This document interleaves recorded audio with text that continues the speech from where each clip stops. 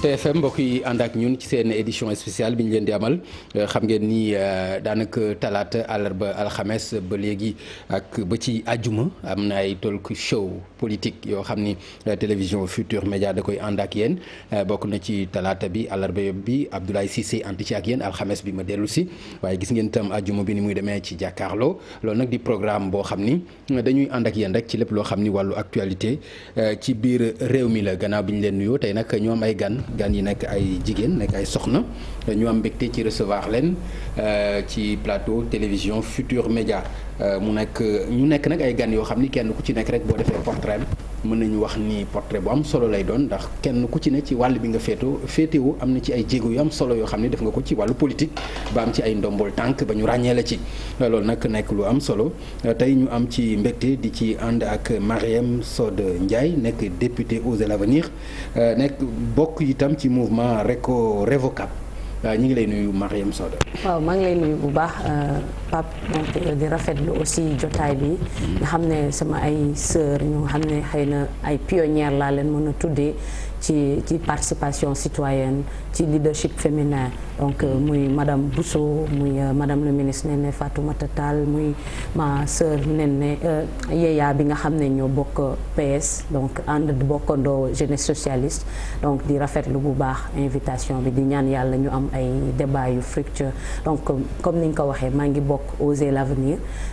di député bu nga xam ne moo remplacé Aïssata teewal fi aussi Révocable donc réseau des volontaires communautaires en appui au personnel de santé nga xam ne benn plateforme citoyenne la bu ñu teg ci jëm ci jàppale nguur gi ak médecins yi ak personnel sanitaire bi ci xeexum Covid-19. merci beaucoup ñu ànd ci ak Yaya Diallo moom ci député Benno Bokk Yaakaar yi la bokk waaye itam jiite ndawu Benno Bokk Yaakaar yi ak ndawu parti socialiste maa ngi lay nuyu honorable député. maa ngi lay fay Pape Ngagne am beaucoup de plaisir ñëwaat fii ci TFM di nuyu sama co-débattrice tey yi toog ci plateau bi di jiital ci nuyoo bi sama sœur sama xarit madame le ministre de la jeunesse Néné Fatoumata Tall di ci teg sama beneen sœur sama rakk sama xarit sama collègue la Benjamine de l'Assemblée nationale Marième Soda Ndiaye di ci teg tamit sama beneen sœur muy Maymouna Bousso di nuyu téléspectateur ak téléspectatrices yi nga xam ni tey ñu ngi seetaan mbégte la tey Papa Ngagne ma ñëwaat fii ci TFM pour partager ak sama sœur yi merci beaucoup. merci madame le ministre Néné Fatoumata Tall ñu ngi lay nuyu am mbégte vraiment ci recevoir la ci plateau bi ñu fàttali ni moom moo jiite ndawu Sénégal yi nekk itam adjointe au maire ca Guédiawaye ñu ngi lay nuyu. maa ngi lay fay Pam Ngagne di la nuyu yow tam di nuyu téléspectateur yëpp di nuyu tam sama sœur yi nga xamante ni bokk nañ plateau bi bu baax a baax kontaan ci lool bokk ak ñoom di ci jiital madame la présidente madame Marième Bousso et teg ci madame Marième Soda Ndiaye et puis teg ci tam sama sœur nga xam ne ñoo bokk wàll bu ñu feetee muy honorable député Yaya Diallo. kontaan bu baax a baax mais nga may ma rek bala ma lay joxaat kàddu gi. ma incliné wu devant la mémoire de nos soldats yi nga xamante ni daanu nañ ci xare ba ci démb. di ñaan yàlla mu xare leen àjjana. di ñaanal tamit ñëpp ñu feebar yàlla fëgg seen bopp. merci jërëjëf ñu ànd ci ak Maymouna Bousso jiite force citoyenne ñu ngi lay nuyu Maymouna. Pape Ngagne maa ngi lay fay di rafetlu invitation bi di nuyu madame le ministre di ko jaajëfal di nuyu sunu honorable député yi Marième Soda ak Yaya di leen jaajëfal itam di leen jox seen wàccuwaay di nuyu askanu Sénégal yëpp Pape Ngagne di leen jaajëfal di leen massaw duma ci sore mais mënuma tàmbali nuyoo bi te massawuma jigéenu sénégalaise yëpp parce que jamono yi ñàkkum ndox mi metti na bala naa ñëw fii jigéen ñu bare yóbbante nañ ma ne ma balaa dara nag ñu jàmbatal suñu ñàkkum ndox parce que jigéen ñaa ngi dund jafe-jafe yu metti kon ni may jaajëfalee sama sœur yi nga xamante ne macha allah ku ne mu ngi bay waaram noonu laa leen di mastawoo ñoom ci coono bi ñuy daj nelawatuñu amatuñu jàmm guddeeg bëccëg nit ñaa ngi wër ndox donc ñu ngi bokk ak ñoom naqar bi. jërëjëf Maymouna waxtaan bi nag dañ koy tàmbale ak député yi ndax am na seen benn naataango député muy Aïssatou Mbodj am na benn lettre boo xam ne jagleel na ko président de la République ci benn question d'actualité bu mu bëgg ñenn ci député yi ñëw wuy si assemblée nationale donte loi d'habilitation am na waaye jàpp na ni loolu transparence ci la bokk ndax gis na ni bi nga xamee ni Covid 19 dugg na ci biir réew mi am na ay taxawaay yoo xam ni président de la république taxaw na ko jël ay milliards yu bëri daal di koy dugal ci lépp loo xam ni dafay fexe ba xeex Covid bi mën a nekk lu ñuy am succès ci loolu nag moom mu jàpp ni am na ci ay xaalis yu bëri yoo xam ni def nañ ko ci lenn li dañ ko def ci wàllu santé moom mu gis ni foofu am na ci lu leerul parce que am na ci ay jumtuwaay yoo xam ni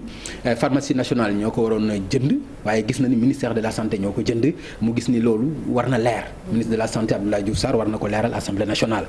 mu gis ni itam Mansour Faye am na nu mu taxawee ci kit alimentaire yi nga xam ni war nañ ko jébal ñi nga xam ne ñooy askan wi mu gis ni ci diirub ñaari ayu bés la ñu waxoon ni loolu dina ci mën a nekk biñ ko sumbee ak léegi daanaka rëq-rëq yi bari na te jàpp na itam ni am na lu bari loo xam ne lu ci leerul la loolu nag moo tax mu sàkku ci question d'actualité assemblée nationale ngir président de la république yombalal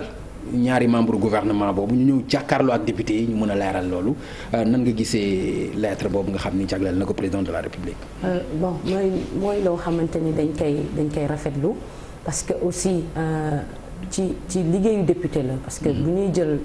rôle wala fonction député xëy na mën nañ ko tënk ci ñett bi ci njëkk mooy nga représenter teewal sa gox. beneen bi ci topp mooy ngay voter ay loi donc boo voter ay loi donc ak référendum bi ñu jógee 2016 dañu garantir aux députés la possibilité de suivre et d'évaluer les politiques publiques donc def nañ loi d'habilitation maanaam yombalal état bi mu mën a am le plein pouvoir ci mbas bii nii donc baax na le travail d'évaluation boobu ñu def ko maanaam ñu woo ministre de la santé ñu gën a yaatal ci naka la ñu gérer mbas mi di Covid 19 mu wax ñu 64 milliards yi nga xam ne président jël na ko alloué ko au personnel sanitaire. fan la dugg. est-ce que ci recherche la dugg est-ce que ci CTE yi maanaam centre de traitement épidémiologique la jóge est-ce que ci suivi épidémiologique est-ce que ci sensibilisation la jóge beneen bi mooy ministre Mansour Faye je pense que baax na 69 milliards la ñu jël def ko ci aide alimentaire. Dédié ko lu mat 10 millions de 10 millions de Sénégalais. Donc baax na ñu xam xaalis boobu fan la dugg. Donc je pense que c'est dans le rôle régalien bu Assemblée nationale. waaye itam bu ñu fàtte ne campagne agricole baa ngi ñëw. donc war nañ woo ministre de l'agriculture ñu ngi jëm vers les inondations naka lañ nar a gérer wee inondations yi donc bu xëy na présidente Aïda Mbodj defee jéego boobu. donc xëy na lu ñuy ubbi la rek mais yaa di ñaan ñëpp ñëw tontu ci. donc lu rafet la et lu ñu war a saluer. d'accord dañuy des ba tey ak honorable député Diallo sa naataango Aïda Mbodj moom gis-gis boobu la am bëgg na mbir mi leer nan nga gisee lettre boobu nga xam ne jagleel na ko président de la république. Papa Ngagne d'abord damay wax ni question d'actualité lu normal la à l'Assemblée nationale. comme ni ko discours politique général au premier ministre normal yi mais ñëpp xam nañ ni poste premier ministre supprimé nañ ko. kon forcément DPG dootul amati mais nag tubaab dafa am lu mu wax tubaab daf ni chaque chose a son temps mais chaque temps aussi a sa chose dama jàpp ni c'est pas pour rien que la ñu voté loi d'habilitation à l'unanimité pour yombalal le président de la République liggéeyam te loi d'habilitation boobu non seulement dañ ko jox ay secteurs yu bien déterminés mais aussi dañ ko jox sur un temps bien déterminé muy 3 mois effectivement 3 mois yooyu bu weesoo amaat na yeneen 3 mois pour ñëw assemblée nationale mais moom mi def la reconnaître na loolu xam ne ni loi d'habilitation indi loi d'habilitation boobu Papa Ngagne ma jàpp ni loi d'habilitation boobu bés bu ñëwaatee assemblée nationale on aura largement le temps pour discuter de la pandémie d'une manière générale parce que nag ñëpp xam nañ ni gouvernement bi dañ leen dénk rek sunu ay rôle yoo xam ni c'est pour rek liggéey bi gën a gaaw question d'actualité député bu nekk mën nga ko poser mais vu la situation actuelle man je me dis que notre obligation première en tant que deuxième institution de ce pays c'est d'être solidaire au gouvernement c'est un débat bu ko indee l'Assemblée va apprécier mais man Yaya Diallo jàpp naa ni on aura largement le temps d'évaluer la pandémie et dans ce cas-là député yi dinañ ci wax seen xalaat te gëm naa ni lépp dinañ ko leeral mais fii ñu toll suñu obligation mooy ñu solidaire ci gouvernement bi ànd ak toute la population sénégalaise xeex li nga xam ne mooy Covid 19 ndax débat du wees on aura largement le temps de débattre mais fii mënuñ jël loi d'habilitation jox ko le gouvernement pour seen liggéey gaaw ba pare ñu bëgg retourner di leen woo sur des questions d'actualité yoo xam ni mën naa xaar. d'accord jërëjëf madame la ministre. naka noo gisee lettre boobu. lettre bi ni ma ko gisee Pape Ngagne d'abord démocratie nañu nekk. démocratie nañu nekk te ku nekk xam na ni Sénégal am na liberté boo xamante ni ku ci nekk sañ nga interroger wu ci ni ñuy gérer réew mi. te itam assemblée nationale ku nekk xam na ni gouvernement bi jaar na fa. ba ñu defal ko li ñuy wax loi d'habilitation bu nga xam ne may na président de la république mu jël certaines décisions ci situation bi nga xamante ni moo taxaw suñu kanam benn problème rek la mu posé mooy timing bi. timing bi déjà ministre yi nga xamante ni ciblé nañ leen ku nekk yaa ngi posé ay actes yaa ngi ci liggéey pareeguloo ku ci mel ni ministre Mansour Faye transparence am na timing. transparence am na timing bu baax a baax. transparence bi ci suñu biir la njëkkee. parce que président de la république même su fekkee ni defal nañ ko loi d'habilitation. dafa def ci bopp ministre yëpp te loolu tam ñu jàpp ko xam ko mooy que ni bu fekkee sax loi d'habilitation am na contrôle en aval dafay am. donc il faut que ku nekk def ko ci sa bopp calculer waale ko ci sa acte yi ngay poser ak ni ngay gérer fonds yi nga xam ne moom lañ la jox. te jàpp naa ne ku ci nekk ci ñoom noonu nga koy dérouler. maintenant que madame l'honorable députée sama cousine Aïda Mbodj soxla ministre yi expliquer Sénégalais yi loolu lu war la defe naa ni war na mën a nekk mais daal timing bi rek moo ma poser problème mais ñun amuñu benn souci transparence amuñu benn souci wane li nga xamante ni moom la ñuy def parce que yéen ñaar ñi nga xam ne da ngeen fare ci mouvance présidentielle bi seen wax yëpp dafay dellu ci timing bi ci loi d'habilitation est-ce que du da ngeen bëgg a laqatu ci loolu pour daw loo xam ne transparence la parce que na leer ku la ci woo amul ñu xaar suba amul ñu xaar mënul am Pape Ngagne parce que wiiri wiiri jaari ndaari rendre compte aux Sénégalais moom ala kulli al day am kon ñu woo ñu ci transparence mooy woo nañ naa ci guuxum soo parce que dañuy def transparence kon merci beaucoup Maïmouna nan nga gisee lettre boobu nga xam ne tukkee na ci Aïda Mbodj bëgg mu leer soxla ñaari ministres yi ñëw assemblée nationale leeral li nga xam ne ay milliards la ñu jox leen ko waaw Pape Ngagne lettre bi dafa ñëw moment boo xam ne man daf ma jox espoir. parce que quand même balaa may dugg ci lettre bi damay nuyu honorable député présidente Aïda Mbodj di jaaraale ci moom di nuyu plateforme femme leader yi nga xamante ne Amsatou Sow Sidibé ci la nekk ak Nafissatou Wade ak Hélène Tine ak moom Aïda Mbodj ma bokk ko ak ñoom. di leen nuyu di leen jaajëfal. di wax ne honorable député Aïda Mbodj acte bi mu posé tey. joxaat nañu xëy na tuuti yaakaar parce que tamit assemblée nationale dafa am rôle bu ko tax a jóg honorable madame Soda wax na ko léegi dafa war a saytu nu gouvernement bi du doxee c'est pas parce que dañu nekk ci état d'urgence qu'assemblée nationale warul liggéey parce que assemblée nationale quand même adduna bi yépp gis nañu dëkk yépp ñëpp ñu ngi ci ay état d'urgence mais assemblée mu ngi def rôle am mais sénégalais bu ñu waxalee yàlla rek sentiruñu assemblée nationale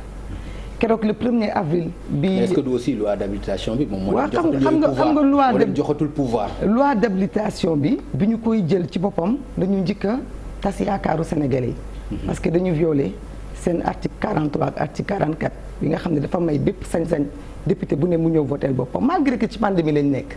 mais pandémie may waru tam mën a may njiitu réew muy violer constitution parce que bu ñu nekkee ci kan pandémie itam lépp lu ñuy def dafa war a ci transparence def nañu loi d'habilitation bi depuis le 1er avril président Moustapha Niasse ak sunu honorable député yi ak ñeneen malgré que ci biir député yi 33 députés ñoo dem siéger sous 165 foog naa bu ñu bàyyi woon yokk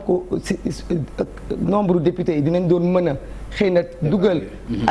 ay préoccupations yoo xam ne gouvernement bi dina ko yóbbaale mais defuñu ko ñu voté dans la précipitation urgence lañ nekkoon d'accord mais boobu ba léegi sénégalais yi ak man mii gisuñu président Moustapha Niasse dégguñu ko ci leen le 1er avril lañ ko gëj a teg bët ba le 14 mai bi passé bi mu génnee def déclaration bi daal ñuy yëgal ni assemblée nationale yëkkati nañu lu mat 50 millions def ko ci xeexu Covid bi te Pape Ngagne 50 millions loolu mooy équivalent wu fonds spécial u président Moustapha Niasse ci benn weer kon bu assemblée bi yëpp dajaloo ak fi Covid bi toll ak fi ñu wax ni foofu la leen toll ak fi ñu wax ni foofu la tollu askan wi bëggoon nañ sentir un peu plus quand même le président de l'Assemblée nationale mu won Sénégalais yi ni lañ ko salee woon pour mu représenter ñu auprès du gouvernement mu ngi koy def te loolu nag gisuñu ko kon bu honorable député tey xëyee def ak question d'actualité bi je pense que ñoom ci seen jëmm bopp ça leur donne l'occasion ñu leeral fonds yi ni nga ko évaluer est-ce que amu ci benn yeneen priorité aussi yoo xam ni yu ñu mën a jàpp yu légitime la. xam nga jamono ji moom benn priorité rek moo am. jamono ji ñu toll nii depuis mois de février benn priorité mooy am mooy mucc ci mbas mi. Sénégal yëpp priorité boobu la ñu am. kon jàpp naa ni bu ñu tolloo ci jamono yooyu ba ñu ne Sénégalais yëpp nañu muñ nañu xiif nañu toroxlu nañu ñàkk. kon foog naa ni ñoom ñi nga xam ne ñooñu ñu dénk ay fonds spéciaux dénk leen gafaka réew mi dénk leen contrôler gouvernement bi dénk leen itam wax dëgg yàlla ñu teewal ñu ci assemblée ba malgré pandémie bi waroon nañu mën a gën a actif ba Sénégalais yi yëg ni seen assemblée mu ngi liggéey te loolu moom du man maa ko wax mais Sénégalais yëpp wax dëgg yàlla sentiruñu président Moustapha Niasse ak assemblée nationale bi mu jiite. d'accord Marième Soda yaa ngi assemblée nationale ndax gis-gis bi nga ci am bi mu ci am yow moom nga ci am en tant que honorable député au-delà de ça ñu dem rapidement ci fond bi gannaaw forme bi lettre bi ni nga xam noonu lañ ko abordé am na nu ñu ko gisee ñii jàpp nañ problème mu timing la yéen jàpp ngeen ni lu logique la lu dal xel la mais. ndax gis-gis bi mu am ci président assemblée nationale ci montant bi mu jàppale ci Covid bi ndax gis-gis boobu nga ci am waaye ñu ci fond wu lettre wu ay Demboj dafa wax ni dafa jàpp ni passation marché yi ni mu demee. au niveau du ministère bi nga xam ni Mansour Faye yor na ko am na jafe-jafe am na ci lu ci leerul. ministère de la santé itam pourquoi mu bàyyi fi PNA dem di jëndal boppam li nga xam ni pharmacie nationale moo ko war a def yooyu yëpp dafa jàpp ni ay jalgati la ci biir ak itam temps bi nga xam ni distribution waroon na ko jël romb na ko loolu yëpp ci forme bi la ban xalaat nga ci am. alors très rapidement bu ñu ñëwee ci fond bi nga évoqué léegi man gisaguma lettre bi donc mënaguma ci épanché wu parce que tamit nit bu ngay wax da ngay wax ak yaxin tout à fait donc da ngay wax ci li la wóor effectivement bés bu ma jàngee lettre bi ni ma ko defee woon bi ñuy voté loi d'habilitation nga xam ne man fekkee ma woon et mën naa témoigner aussi fii que ne on avait fait un débat organisé mais ñun jàppoon nañ ne waroon nañu mën a utiliser par exemple hémicycle bi yëpp xam nga hémicycle dafa yaatu am na partie boo xam ne c'est réservé au public mais léegi ni ñuy waxee distanciation sociale yi ñun ca booba jëloon nañ suñu plume bind ne ñun kat wóolu nañ suñu mboroomu ñooñu député ya fa dem mais doon na baax ñu utiliser les nouvelles technologies de l'information et de la communication ni ko visioconférence doon na baax ñu pour respecter la distanciation sociale maanaam xàll bi ñu utiliser fi public bi di toog bu ñuy voter doon na baax aussi ñu laaj ñu suñu xalaat ñu faram ñu gën ci waxtaan gën ci xóotal ba ëllëg ci biir kenn du ne njort naa ne lii niñ ko defee baaxul moo taxoon ñun artu nañu bind ne loi d'habilitation baax na wane warul freiner démocratie donc xëy na jot na ci am ay amélioration yu am ba am na ay loi yu ñu voté assemblée tenir nañ ci compte député non inscrits yokkal nañ leen ñi leen waroon représenter opposition on a fait pareil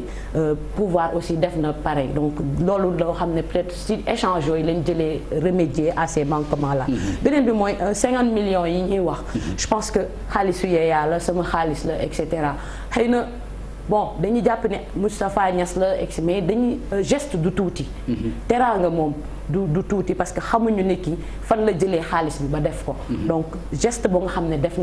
nañ ko et ñi ngi ñaan président de l'Assemblée gën a déglu ne xëy na beneen yoon bu situation yi amee ñu xool ban manière moo gën a baax ba gën a yokk enveloppe Assemblée parce que am na yeneen député yu nga xam ne jënd nañ ay kit yóbbul ko seen ay population am na ay députés yi nga xam ne ñu ngi sur le terrain di def des actions concrètes di jàppale les volontaires et cetera c'est des choses yoo xam ne xëy na fësaluñ ko niñ ko waroon fësalee muy ramener aussi le rôle des médias en période de Covid en un moment donné xëy na diaboliser nañ députés yi ne les députés se sont confinés mais bu ñu defoon travail d'investigation bi war dinañ gis ne am nañ ay députés yu nga xam ne ñu ngi sur le terrain benn exemple rek laay joxe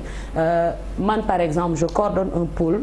sensibilisation bu Revocap mooy un réseau de volontaires communautaires bu ñu mettre en place di jàppale personnel sanitaire bi nga xam ne am nañ ay professeurs agrégés am nañ ay médecins en santé publique jot nañ def ay actions concrètes yu bëri jàppale personnel sanitaire bi mooy wane ni xëy na taxawaay bi ci gouvernement bi war a taxaw des na. effectivement en fait je pense que ne santé jàppale leen mooy am na lu ñu manqué. wan nañ Covid bi li mu wane mooy xëy na investissement yi ñu waroon def ci santé xëy na manqué na te baax na peut-être prochain vote du budget bii ñu jëm ñu yokk le budget de la santé parce que gis nañ ne ñun ñii ñëpp xam nañ ne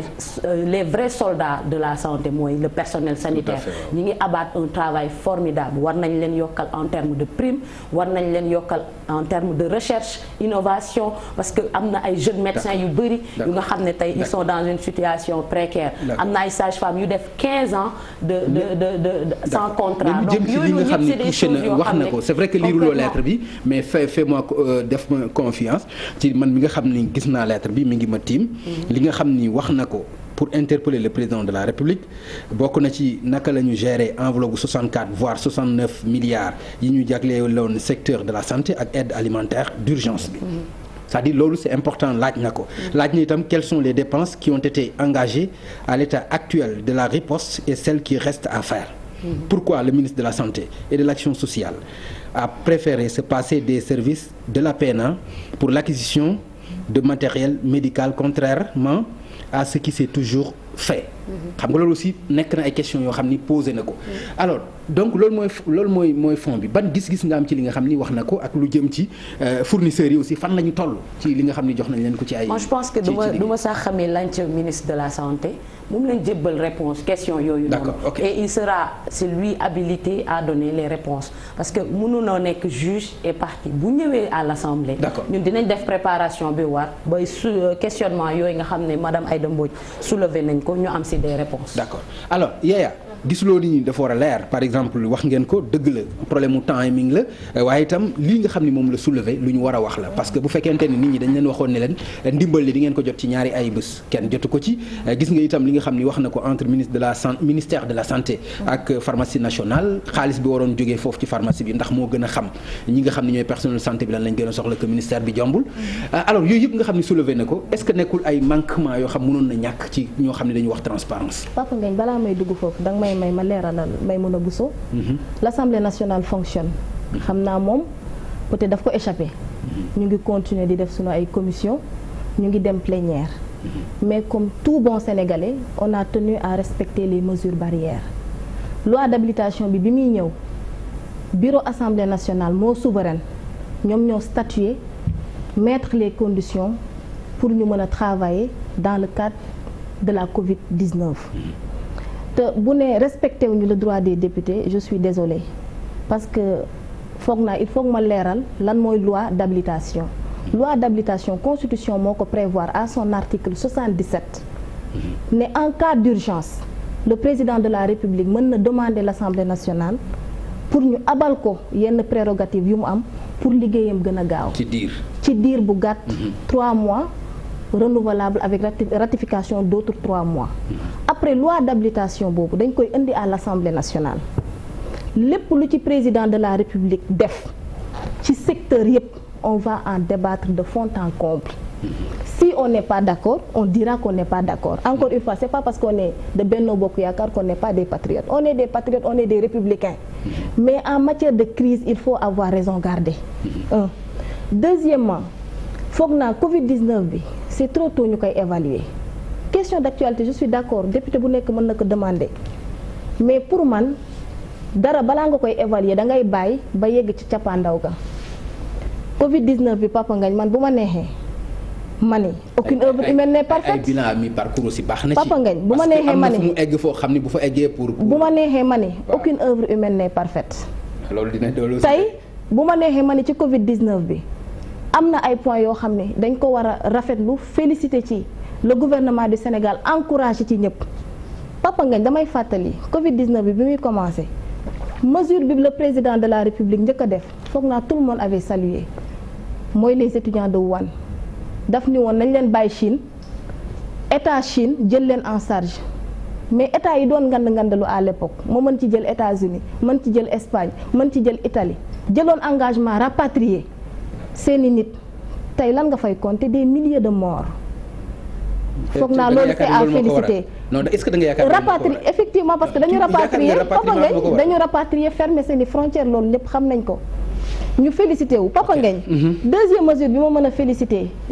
ci cadre Covid-19 bi le président de la République dafa def un plan de résilience de 1000 milliards. Papa Ngagne 1000 milliards yooyu ma jël rek sur le plan économique mu def man bokk ci li ma xool ci dëkk yëpp lu kenn mësul def mooy jël lépp loo xam ni dafa défiscaliser les entreprises fay seen dette intérieure ba pare garantir seeni crédit PME yi mu jox leen 50 milliards à hauteur de 50%. Entreprise yu mag yi mu jox leen 20 milliards à hauteur de 20%. Jël entreprise yu ndaw a ndaw yi dugal leen FONGIP bu ma neexee ma ni loolu nañ ko évaluer et c'est très positif. Papa Ngagne bu ma neexee ma ni banque centrale li mu def c'est très positif, nañ évaluer loolu mooy permettre ay entreprise tey même bu dee mënuñu fay ñu defal leen des échéances de report 3 mois renouvelable muy 6 mois bu ma neexee ma ni c'est à féliciter. Papa Ngagne cadre aide alimentaire bi ngay wax man Yaya Diallo bu ma neexee ma ni mais attends de 30 ans à 40 ans aide alimentaire bu toll nii envergure bi Sénégal mosu ko dund. Kon il nous faut une capacité ak des logistiques suffisantes pour gagner cette aide alimentaire nga may ma continuer. Aide alimentaire boobu Papa Ngagne man bu ma neexee ma ne on a 2 grandes compagnies muy Senior muy compagnie sucrière sénégalaise attanuñu demande bi ñu wut des indépendants yooyu honoré wuñu seen engagement. Le ministre du développement communautaire Mansour Faye am honnêteté résilier 6 contrats. C'est à féliciter et à encourager fi ñu tollu Papa Ngagne xam nga lan la ñu war a def on se doit d'être solidaire. Gis nga Covid bi foog naa waruñ ci def une politique politicienne. ñun à l'Assemblée nationale Papa Ngagne nga may ma Papa Ngagne nga may ma ñun les députés de l'Assemblée nationale may ma rek pour rek lever benn équivoque ci Maïmouna ñun les députés de l'Assemblée nationale ni ko Marème waxee on a cotisé li ñu cotisé mooy 50 millions yi ñu joxe mais au-delà de ça combien d'activités lañ def man mii di wax ak yow on a créé une plateforme les parlementaires bu ñu tuddee Covid-19 Femmes Debout man maa ngi ci en tant que député Adji Mbergane mu ngi ci Sira Ndiaye mu ngi ci Awa Gueye mu ngi ci Tandey Lucie Cissé mu ngi ci ak keneen ak keneen avec d'autres femmes de la société civile. Merci beaucoup mais li ñuy madame def ko wane ci ay télé wala ak ay rajo parce que l'heure n'est pas à la politique. D'accord merci honorable madame le ministre mooy li ma wax rek ñu dugg ci li nga xam ni moo waral lettre bi ñu doon waxtaane war nañ koy xool nag parce que gis nañu ci vraiment loo xam mën nañ ko jàppee ay manquement am na lu mu ci énuméré wax naa ko léegi nan nga ko gisee. waaw bala may egsi ci loolu rek damay ñëwaat tuuti ci loi d'habilitation bi di rappeler ni rek ñëwuñu rek Sénégal tëb dal ci loi d'habilitation parce que dafa am lu ko précédé li ko précédé mooy président de la République dafa entamé ay consultations consulter presque toutes les forces vives de la nation opposition mu consulter leen opposition parlementaire majorité également déglu ñëpp kon bu ñu tàbbee ci loi d'habilitation defe naa ni lu doon mottali action yooyu la ñu jox cër nag député yépp parce que Assemblée nationale ku nekk xam na ni rôle bi muy joué ci Sénégal mais également ñu toll ci période ba nga xamante ni période la boo xam ni permettrewul nit ñi di regrouper wu Assemblée nationale am prise de conscience boobu respecter mesures de barrières yi maintenant ñoom la entre eux Mariam Soda li mu wax am na solo ni mën nañu wax ni bu ñu suñu ay collègues nekkalee foofu mën nañu jël décision mais aussi mën na poser wu ay questions. Elle a le droit de se poser des questions mais tam jàpp naa ni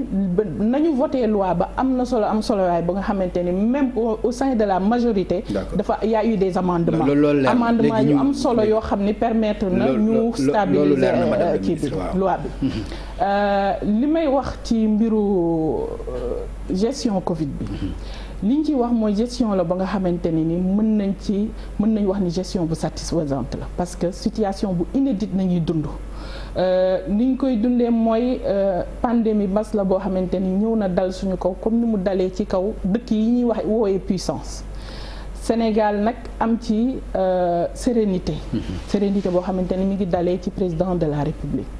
Yaya wax na ko sànq may rappeler ni première décision yi président de la République jël critiqué woon nañ ko lool benn mooy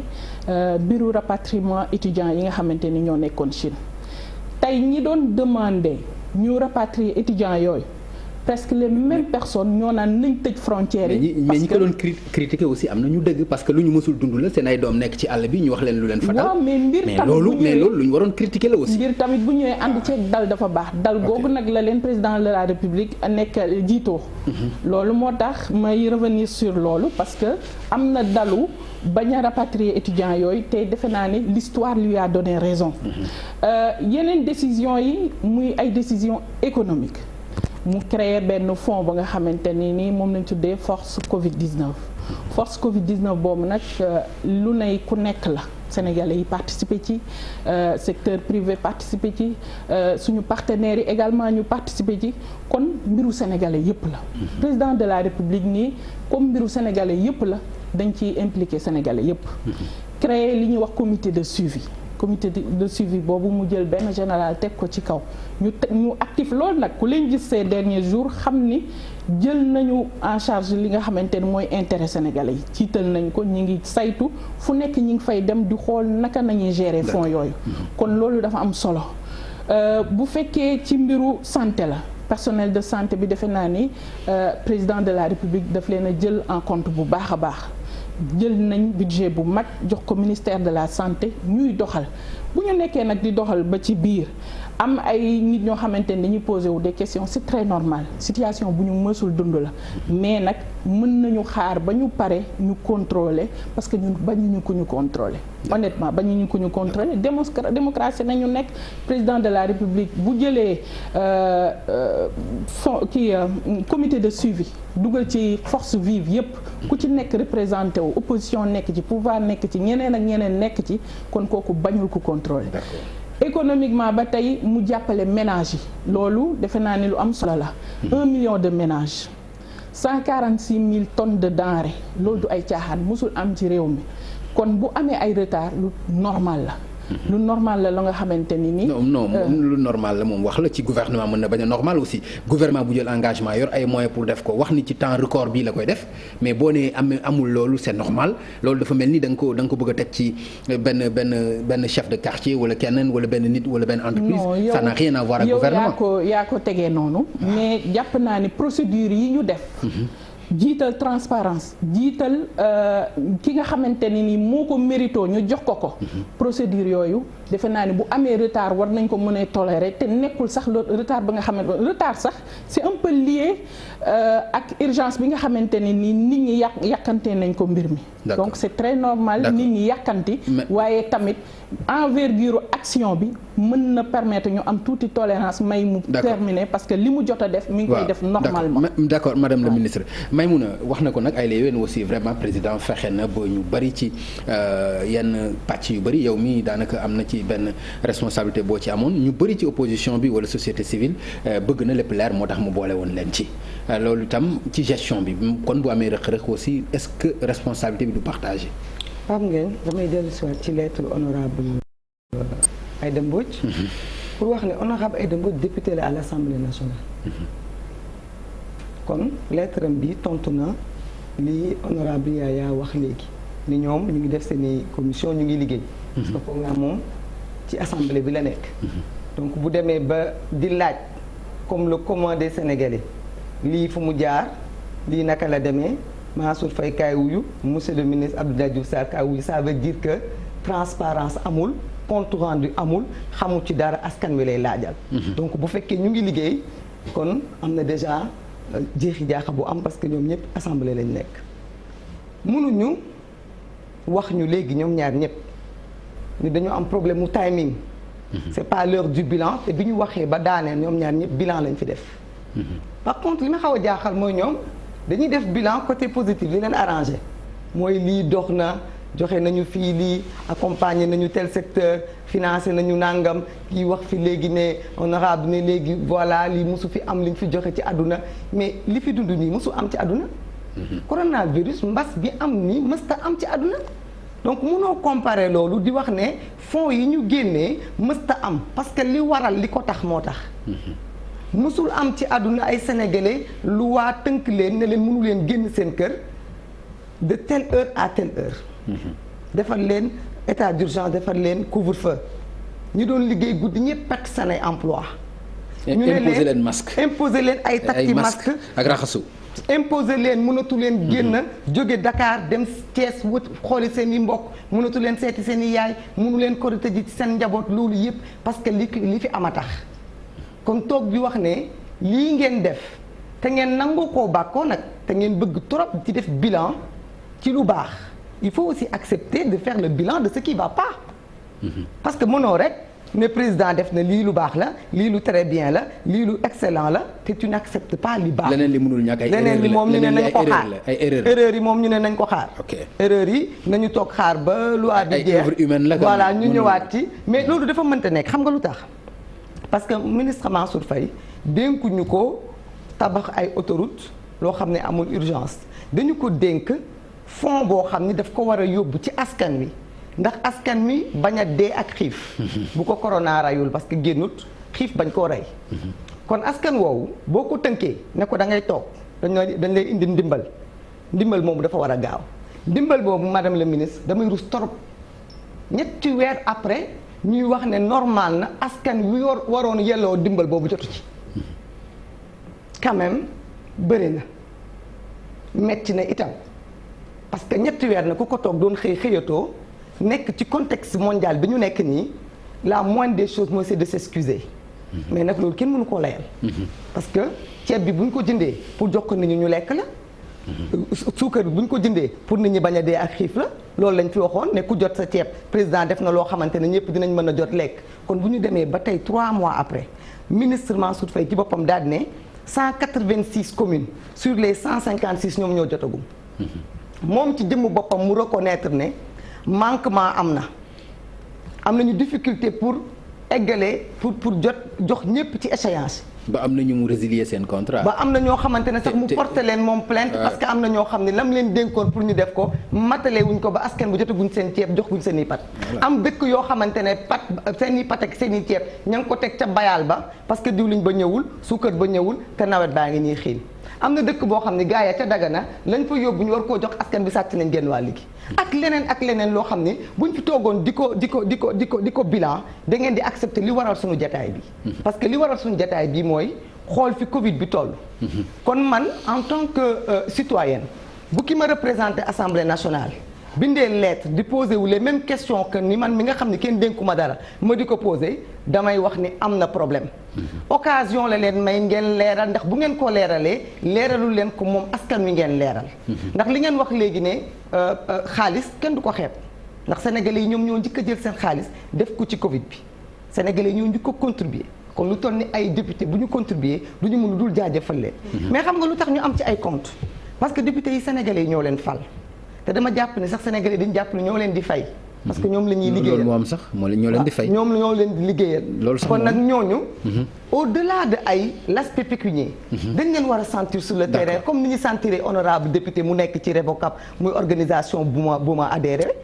comme ñi nga xamante ne sentir nañu duñ leen wax ne defuñu ay action mais il faut ñu xam ni itam on ne peut pas seulement vouloir faire un bilan politique. D'accord. bàyyi Merci yeneen beaucoup. bilan sanitaire yi ak bilan social. merci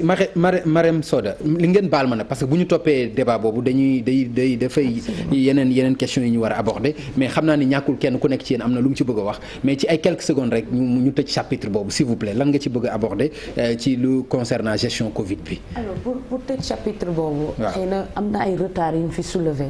Pape. Je pense que c'est le moment ou jamais ñu régler les problèmes de nos données. Données statistiques moom RNU bi posé na problème bourse familiale yi posé na problème xëy na sax moo indi répercussion yooyu donc mbas bi dafa nekk moment d'évaluation si lu baax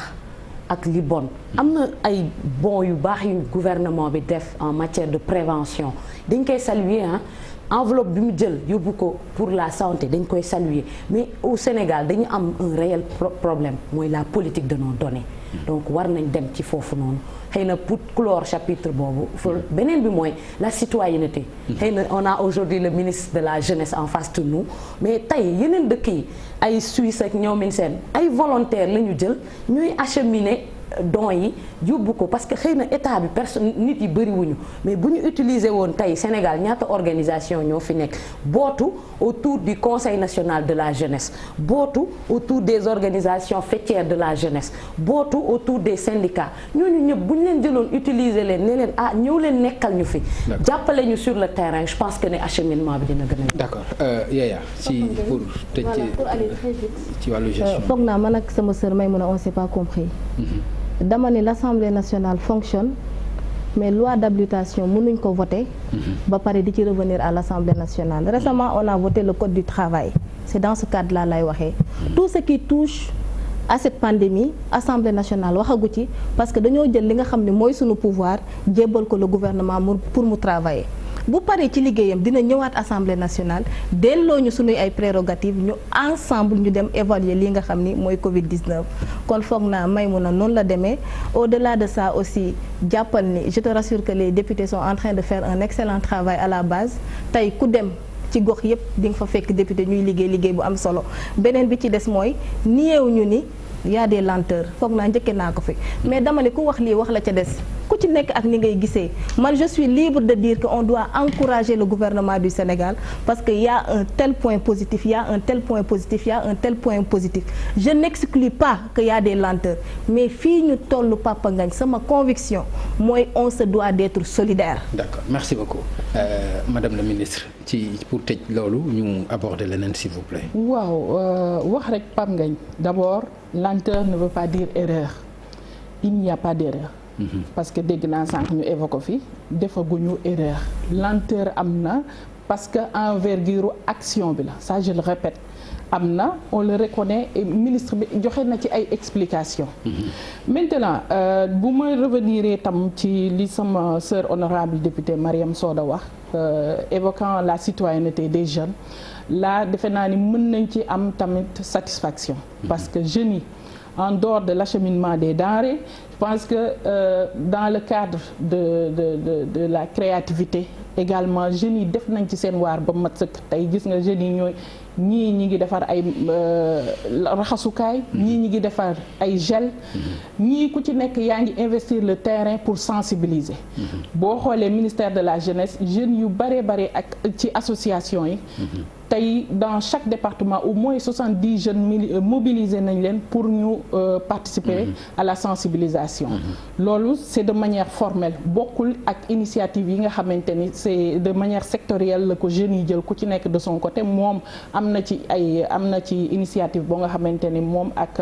association ñi ngi ko def en dehors de ça au niveau du ministère de la jeunesse également le service civique national ku nekk gis na engagement am sur le terrain kon citoyenneté jeunes yi defe naa ni souffrirul ci Covid bi parce que ñi ngi taxaw ñi ngi jël combat bi en main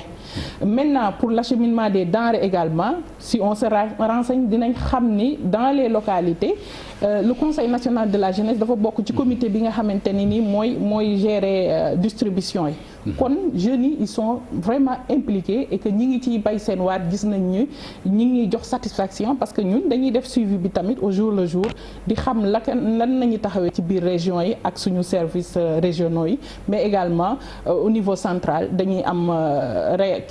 rapport yi nga xamante ne ni moom nañuy liggéeyee dans les départements kon globalement mën nañu am satisfaction ci jeunes yi maintenant à côté aussi am nañ ñi nga xamante ne ni tamit remarqué nañ ñi côté boobu citoyenneté jeunes yi am na ci tuuti rëq-rëq mooy ñi nga xamante ni ñi ngi braver interdit yi am na ñu nga xamante ni buñ nee nañu def li ñu def le contraire ñooñu duñu jóg ci di leen sensibiliser di wax ak ñoom ñu am benn prise de conscience bi mais boo xoolee partout même dans les réseaux sociaux jeunes yi jël nañ combat bi en main. Merci Maïmouna. waaw pour clôturer damay rappeler suma sœur honorable Yaya ni ñu ngi sant yàlla quand même que Assemblée nationale ñoom kese nekkaluñu fa parce que quand même suma sœur honorable député Mame Diarra Fam mu ngi foofu di def liggéey bu am solo xaalis boobu ñu wax am na ci wàll mais gis nañ ko itam mu jël xaalisu boppam dem def ko ci localité am def ko ci askan wi c'est normal et j'espère quand même que toogu leen rek donc loolu kenn waxuma ko ku mënu leen bañ a liggéey parce que da ngeen di politique donc c'est normal nag ngeen nekk ci base itam di yëngu di def ay action mais dama ko bañ ba personnalisé wu ma débat bi dama wax ci le président de l'Assemblée nationale muy Moustapha Niasse. parce que moom moo jiite assemblée bi. parce que mënuma nag xam 165 députés yëpp personnellement ku ci ne lu mu def ak lu mu deful à part lu ma gis te foog naa nag askan wi ngeen di liggéeyal te ma bokk ci. kon bu ñu leen di rendre ay compte bu ngeen defee ñu jaajëf lu ñu leen wax ne defu leen ko rek parce que gisuñu ko. lu ñu gis dara ne lii amut. donc bu fekkee bilan social bi ngeen di wax muy aide yeeg distribution yi sénégalais yi ko yellool te war koo jot waxuñu li ngeen wax ni tout va bien. au contraire échec total la. parce que soo gisee échec bi ñu wax ko dafay yomb itam ngeen ne nit ñi mun ñu xaar ba après ngeen xool ku jot ak ku jotul ñu ngi ci fin de état d'urgence bi le 30 juin lay jeex. le 30 juin lay jeex te foog naa ni fii moom président Macky Sall mënatu fee violer loi bi pour di ko yokk. foog naa dafay jeex tàkk le 30 juin. kon bu Sénégalais yi muñee loi d'habilitation bi. ak état d'urgence bi yëpp dafay jeex. dafay jeex le 30 juin ñu dellu ci suñu vie normale. te parce que président ci boppam moom moo ne il faut apprendre à vivre avec le virus bu ñu ko waxee ba léegi. moom moo yeewi Sénégalais yi ku ne ca la nga nekkoon nga nekkaat. kon nag jamono jii ñu toll nii bu bilan weesuwul kay wax dëgg yàlla jot na parce que nag. il faut ngeen wuyu honorable député Aïda Mbodj wuyu itam ñoom Toussaint Manga parce que posé nañu ay questions yoo xam ne tontooguñu leen ngeen wax nit ñi naka ngeen joxee ceeb bi parce que scandale da cee am. parce que ministre bi ci boppam ñam ko joxoon moo dellu topp leen ci yoon. kon moom moo reconnaître ne y a problème. d'accord kon yéen bu ngeen ko bëggee damay bañ mu soulever waat beneen loo xam ne dafay indi tontu te dama bëggoon ñu voilà d'accord. Marème ci beneen ponk dafa am suñu benn naataango taskatu xibaar Cheikh Yérim Seck fii ñuy waxee ak yéen mi ngi ci loxo yoon ci démocratie aussi ñu bëri jàppoon ni loolu vraiment Sénégal waroon na ko dépasser ci taxawaay bu mel noonu président de la République ak gouvernement sax daan nañu bàkkoo que ni amul benn journaliste bu nekk ci prison wala leneen. lan la inspiré lii nga xam ni yaa ngi ko dégg ci Cheikh Yérim ak gis-gis bi nga am ci taxawaay bi ñu taxaw ci mbiram. waaw xëy na ñu ngi commencé aussi par masawu ko. ci di ko ñaanal yàlla jafe-jafe ñi mu nekkee yàlla gaaw teggi ko xëy na démocratie Sénégal moo toll foofu que ni dina lënt bopp citoyen yëpp ñuy tëj journaliste. par rapport ak liberté d'expression bi Sénégal nga xam ne fépp dañu koy bàkkee mais dafay poser waat un autre problème la réduction des espaces civiques gis nga dañuy toll rétrécissement de l'espace civique dañuy toll fa nga xam ne nit ñi dinañ ragal ba duñu wax seen xalaat ni mu waree parce que ñi ngi ragal ñi ngi leen di tëj ñi ngi ragal mais nag waaye itam nit ki booy dem bay génnee kàddu war nga ko teg ci anam bu leer war nga ko teg ci yar ak teggin encouragé wuñu benn nit muy génne wala muy salfaañe autorité nit mais dañu bëgg rek que ne fi démocratie toll war nañ ko gën a mën a ñoŋal warul am tànk ginnaaw mais tànk kanam la am le temps que justice di ñu édifier sur par rapport à son cas. c'est-à-dire lan nga bëgg wax ci tànku ginnaaw tànku kanam. waaw c'est-à-dire lan nga bëgg expliquer ci cas bi alors li may wax tànk kanam mooy xëy na Sénégal étape yu bëri am na fi bu ñu jëlee période ñoom Walf jëm sud. ñu dem ci li ñu naan floraison des médias au Sénégal. ñu jëm ci école de journalisme yi yokku. nit ñi ñu dem ci réseaux sociaux yi nit ñi di wax seen xalaat ni ñu ko waree waxee. ñu ñëwaat. ne ñu loolu noonu yëpp da ngeen koy tënk da ngeen di noppi da ngeen di wàññi ni ngeen di exprimer woo et cetera donc loolu mooy xëy na tànk ginnaaw yi ak rétrécissement de l'espace civique loolu du lu war parce que nit ñi dañu war di exprimer wu ni mu waree. maintenant nag dañ ko war a teg ci yar ak teg. d'accord Yaya honorable est-ce que jëmuñu ci bâillonner journalistes yi ndax bu fekkente ni kaawu Cheikh Yérim bi jàll na actuellement mi ngi ci garde à vue suba war na gisaat le war na demaat parquet loolu bu fekkente ni leneen egg na ci ba mandat de dépôt am ci est-ce que dina nekk luy sagal seen démocratie. Papa Ngagne ci liberté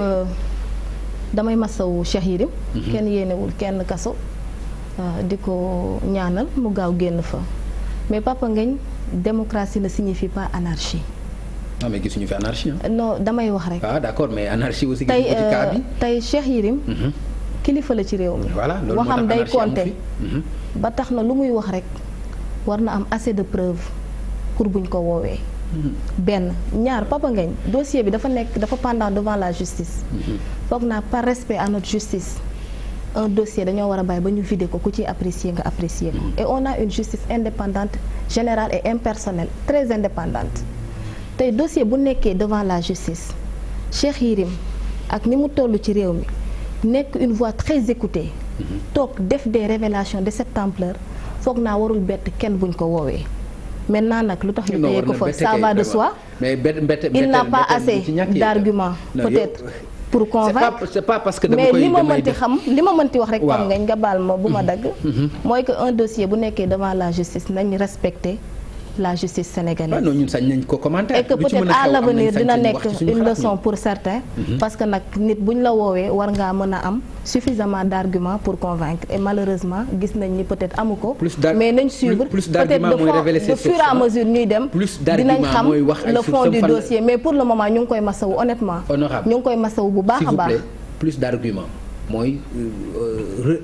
comment dirais-je encore révéler ses sources mooy plus loolu nga bëgg a wax. non pas révéler. wax fii la xamee fii laa. xam nga nit mën ngaa andi say dossier mais taxul nga révéler. non pourquoi andiwul ay dossier d'accord mais nit mën nga andi say dossier mais taxul nga def révélation fu mu jógee jàpp loolu d'accord madame le ministre le cas mu nekk cas boo xam ni vraiment jàppoon nañ ñu dépassé nañ ko ci liberté d'expression ci réew mi ak fi démocratie toll ba président Macky Sall di ko bàkkoo wax na ko plusieurs fois ci ay interview que amul benn journaliste bu nekk ci kaso bi tey bu ñu demee bay gis journaliste mel ni dañ koy bàyyoone nii est-ce que loolu rafet na ci liberté d'expression. waaw merci Pape Ngagne man d'abord dama koy masawu tam njabootam ak ay ñooñam yi muy liggéeyal ndax mbirum yoon moom yoon tënk la ak nga am privation de liberté yéenewuma ko kenn sa noonu sax doo ko yéene sàkkantuma un grand journaliste comme Cheikh Yérim Seck mu nekk intellectuel bu mag bu Sénégal di déglu kon bu ko lii dalee duñ ko yéene dañuy ñaan yàlla mu génn ci mu nekk loo xamante ni nag dafa nekk ci taabalu yoon du ma ci sori ci commentaire mais dafa am ñaari choses yoo xamante ni rek bëggoon naa ko relever benn bi mooy temps yi def bâillonnement wu journaliste ak bi bokkul loolu amatu fi ci réew mi beneen bi mooy seetaan naa une partie de l'émission gis naa journaliste bi muy terminé nee na ko yal nañu yàlla may ñu egg suñuy kër ak jàmm te dara duñu fekk ndax li nga fi wax garaaw na loolu déglu naa ko loolu retenir naa ko tam lii xew kon dañuy bàyyi yoon mu def liggéeyam tamit relever tamit que ni journaliste warul joxe ay sources am journaliste tamit warul ci làqatu ba wax lu ko neex tiiwuma ko enfoncé wuma ko. non laqatu kay ku wax ci télévision ñëpp gis la je pense que laqatuwuloo ci li nga laqatu li ñuy wax mais journaliste warul laqatu ci ni journaliste warul joxe ay kiyam ay source am ba yoon warul tamit bu fekkee ni dafa posé wu ay question ci li nga xamante ni wax na ko mu engagé sécurité ak sûreté réew mi ba yoon du ko ci laaj. réew dañ koy gérer en toute responsabilité bu fekkee gendarmerie gis nañu ni dañ leen a diffamer wala waxal nañ leen loo xam ne amul am nañu droit yoon am na droit ñu woo ko laaj ko loolu la mais mi ngi nekk ci table yoon nañu bàyyi yoon def liggéeyam commentaire si sax day jur la nga xamante ne ni ñun amuñu ci droit. d'accord may voilà. waaw Pape Ngagne Cheikh Yérim li ko dal ñun de en tant que opposante mënuñu bett. ñu bett nag parce que. liberté d'expression délit la boo xamante ne jamono ji ñu ngi koy xeexal Abdou Karim Gueye ci keso bi parce que dafa wax xalaatam ci lu ñu war a gérer lieu de culte yi ñu jàpp ko tëj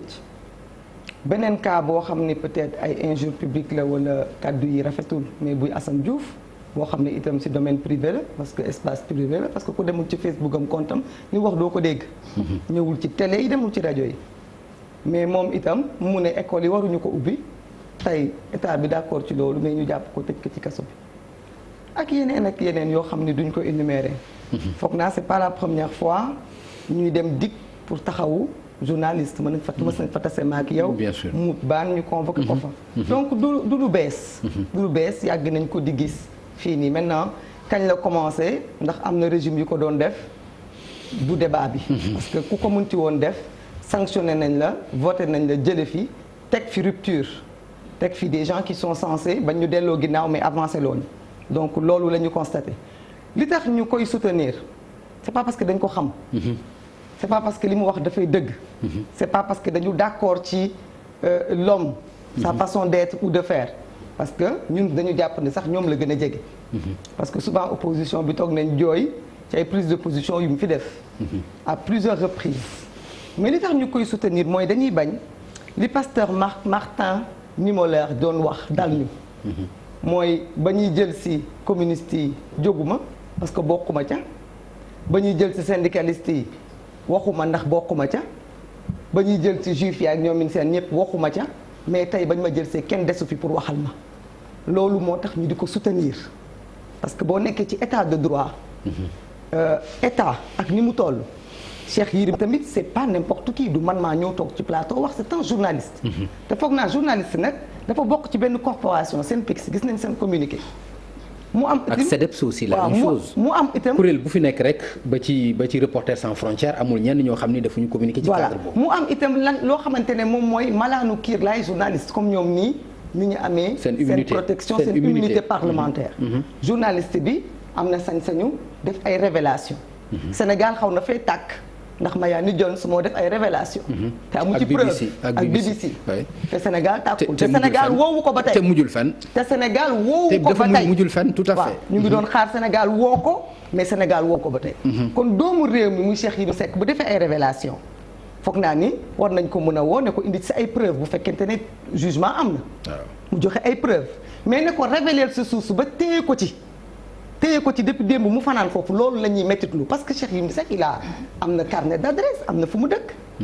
mun nañ ko convoquer mu ñëw ñu convoqué waat ko sax devant le procureur mais lu tax ñu bëgg koo def garde à vue tënk ko ci section de recherche pendant ce temps-là ay trafiquants de faux billets ñu bàyyi leen ñu ñibbi ci seen i kër c'est scandaleux et nous on s'indigne nag parce que dëkk boo xamante ne boo jàppee journaliste en tant que citoyen lambda dañuy tiit parce que journaliste bi nga xam ne moo am sañ-sañu enquête révéler saytu wax bu mënta wax kon sénégalais lambda bi moom xanaa kon moom bakkanam ak làmmiñam dafa nekk ci xolitu gerte. donc loolu moo tax nag quel que soit fu ñu mënti far combat de principe defuñu ko pour une personne defuñu ko pour ki nga bokkal wala ki nga bañ wala ki nga soreyoo da nga ko war a def juste pour principe bi parce que principe bi foo mënti nekk l'histoire est têtue foo munti nekk ëllëg même principe bi mën na laa dab parce que ñii fi nekk tey nag c'est un gouvernement de journalistes le président Macky Sall lépp lu fi nekkoon ci journaliste mu ngi ci wetam tey jii gis nañu ci presse bi lan lañ gis avant lii ay journalistes ay Yakham ay ñoom Madiambal Diagne ñu génnee ay révélations yu extraordinaire da ci citer ay particuliers di wax ci suñu foncier bi est-ce que yoon woo na leen kon ñun xam nga li ñuy ñaawlu justice 2 poids 2 mesures boobu. d'accord loolu daal mooy li nga xamante ne on le justice 2 poids 2 mesures mooy kumba am ndey ak kumba amul ndey parce que loolu sax ki nga xam ne mooy Luc Nicolaï wax na ci kaso bi nga xamee ni bàyyi nañu Bougazelli mu génn wax na ko xam naa ni jombul ne gis nga ko 2 poids 2 mesures boobu kumba am ndey ak kumba amul ndey junj na ko moom Maïmouna ndax loolu gisee nga noonu justice su Sénégal. waaw d'abord xam nga dañu naan no justice no peace. mënuloo am bu justice amul jàmm du am bu justice amul jàmm du am. donc ñun dañuy ñaan di gën a artu ñuy gën a jëmmal justice. waruñu fragiliser pouvoir judiciaire maanaam suñu magistrat yeeg yu wóolu nañ leen fonk nañ leen Sénégal def na formation bi war. mais ñoom aussi waruñu fragiliser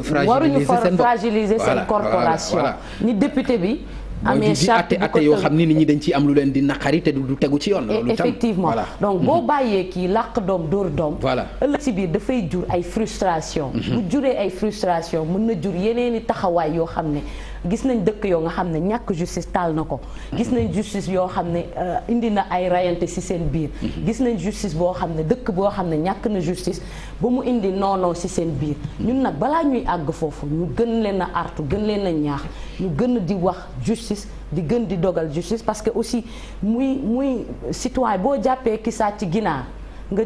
daan ko bàyyi ko fa ay mois et ay mois ki nga xam ne xëy na am na malaani kiir lay bu sàccee am subterfuge yu ñu jaar mbuxum génnee ko bàyyiwaat ko muy dox ci air bi loolu xëy na am na fu muy toll dina indi ay jéeye yoo xam ne xaaruñu ko suñu dëkk yi donc il faudrait que justice xëy na nee nañ dañuy làbbali rek ñu gën a seetaat seen taxawaay gën a aussi di diligenter dossier nit ñi parce que mënuñ la teg foofu mandat dépôt lu yàgg ay at donc te kenn du la juger donc c'est des choses yoo xam ne war nañ koo améliorer dans Yaya kumba am ndey ak kumba amul ndey bi ñi koy jooy ci justice su Sénégal bari na mais li nga xam ne moo ci mujj mooy mbiru Seydina Fall Bougazelli moom Maïmouna moo ko tudd ba tax keneen di détenu di Luc Nicolaï moom itam mënul comprendre lu mel noonu kii ñu may ko liberté provisoire moom mu ba nekk ba tey ci kaso bi. Ngañ foog naa du man du yow du homme politique moo libéré Bougazelli du man du yow ñoo téye Luc Nicolaï encore moins du man du yow ñoo téye Cheikh Yérim c'est la justice te la justice sénégalaise ñi ko composé c'est des hommes et des femmes man la yow la yu jàng waaw ba pare jàng def seen concours réussir ko am seeni responsabilité di ko doxal Papa Ngagne xam nga man lu ma gëm Papa Ngagne xam nga man lu ma gëm ci li ma nekk duma ci nangu mukk ñu ma ciy xoolee bët bu négatif kon duma ko teg keneen tey sa journalisme bii nga nekk Papa Ngagne doo nangu mukk ñu lay taxé de corrompu parce que gëm nga li ngay def man ci politique bi may def du ma nangu mukk ñu may taxé de corrompu pourquoi ma koy accepter les juges et les magistrats il faut que nit li ngay non attends Papa Ngagne laisse-moi ci jugement yi la ñuy wax ci atte yi ci fait yi dañu gis fait yi Papa Ngagne les juges et les magistrats sont les mieux placés pour juger les faits et les apprécier foog naa looloo tax ñu teg leen fa c'est des personnes qualifiées qui méritent respect et considération mënuma gëm ni sur des faits gis nga le droit est très sensible sur des faits des juges peuvent avoir des appréciations différentes mais ça relève du domaine du juge d'apprécier et de donner son verdict bu ko joxee nag pour man en tant que citoyen respectueux de la justice de mon pays qui est le troisième pouvoir de ce pays foog naa war naa ci tënku respecter loolu encore une fois bu ñu fragiliser suñu justice duñ ci gagner dara nañu respecter les magistrats nañu respecter notre justice parce que loolu moo ñu war. D'accord madame le ministre nekkuñu ci jamonoy kumba am ndey ak kumba amul ndey pour yow. kumba ndey am kumba amul ndey loolu mënuñ ko wax parce que bu ma jëlee exemple bi nga wax sànq wax Luc Nicolaï nee na dafa rebellé wu parce que lii parce que may nañ kenn liberté provisoire Luc Nicolaï ci liberté provisoire la jógee duggaat prison kon warul bañal nit liberté provisoire ci mbirum justice la justice mooy xool ban moment la war a mën a may nit ak lan moo war a tax mu mën a may nit liberté provisoire mu may ko ni moom liberté provisoire la jógee dellu ci kaso bi kon waru koo bañal moromam voilà leneen li ma bëgg a wax mooy vraiment damay am gàcce bu ñuy jël di défendre ñoo xamante ne ni c'est des insulteurs publics bu fekkoon ni man citoyen lambda bi nañu insulter wala keneen encore que là sax c'est très grave mais la première institution du pays le président de la République ay nit toog que mu bu tëjoo ci néegam saago ko sax jaaduwul kon defe naa ni par patriotisme simplement waruñu encourager loolu ba di défendre ñooñu ku nekk xam nañu ni ñu fi cité ñooñu seen liggéey toute la journée xëy di saaga président de la République la ak ñi nga xamante ne ni ñi ngi ci réew mi di gérer te ñooñu ni ñu amee famille ñoom nañu amee famille ni ñu amee ay doom nañu ko amee ni ñu amee ay wajur nañu ko amee kon gérer réew mi warul tax nit rek taxaw ni da ngay wax lu la neex kooku. léegi nag président de la République mais aussi nañu respecter aussi seen ay droits. mais bien nañu sûr respecter aussi seen ay droits. waaw c'est-à-dire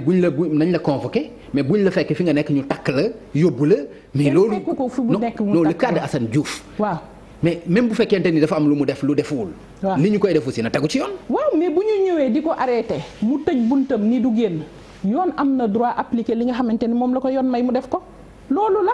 taxaw ne du ni du génn taxaw di filmer c'est que dañuy àtte yoon ci dëkk bi kooka ba mu nekkee ci réew ma la tàmbale di saaga ba mu yegsi ci réew mi noppi na benn instant mu tàmbaliwaat mais loolu citoyen sénégalais bi rek waru ko mën a nangu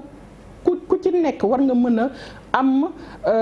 patriotisme défendre ce président de la République ak institution yi. citoyenneté day dafa jiital loolu. mais ay nit ñoo xamante ne ni lu président décidé dañuy attaquer directement duñu attaquer acte bi wala décision bi mais nit ki ci boppam nañuy attaquer sa famille attaquer sa vie privée mais au nom de quoi. parce que mooy jiite réew mi ne veut pas dire mindaanu réew mi wala koo xamante ni dañ la war a def lu leen neex c'est pas normal. Donc il faut que nit ñi revoir seen ay position revoir li ñuy wax. loolu la mais décision de justice yi nga xamante ni am na. kumba am ndey amu ci kumba amul ndey amu ci. d'accord Maïmouna. waaw xam nga Pape Ngagne madame la ministre wax dafa am solo saaga kenn mënu ko encourager. surtout que man jigéen laa yaay laa ñu condamné propos yi moo tax ma ne kaddu yi rafetul. te muy Assane Diouf muy qui que ce soit jël ay kaddu saaga di ko teg ci deru nit baaxul. mais Assane Diouf tëbul tëb rek saaga c'est quelqu'un quand même je pense que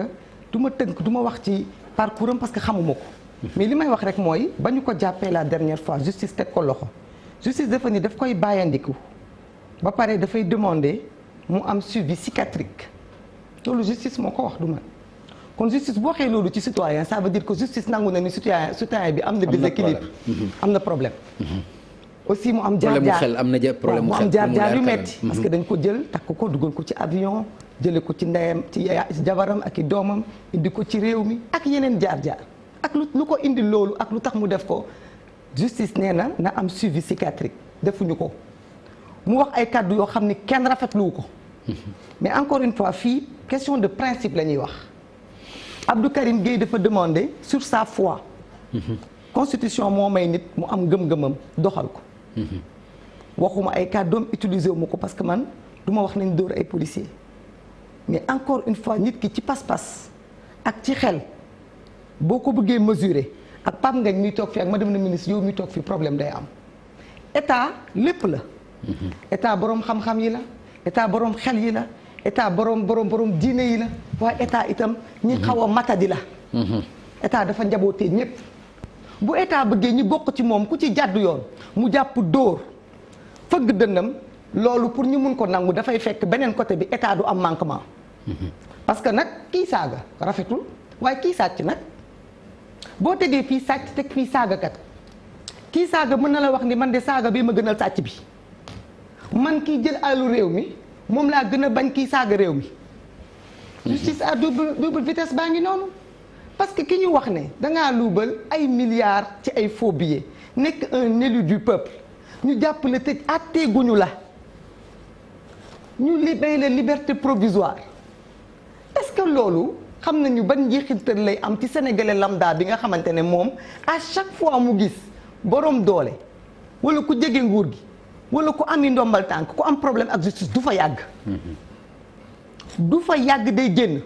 loolu nag moo indi saaga yi parce que Assane Diouf judduwul 2014 judduwul 2015 il est né bien avant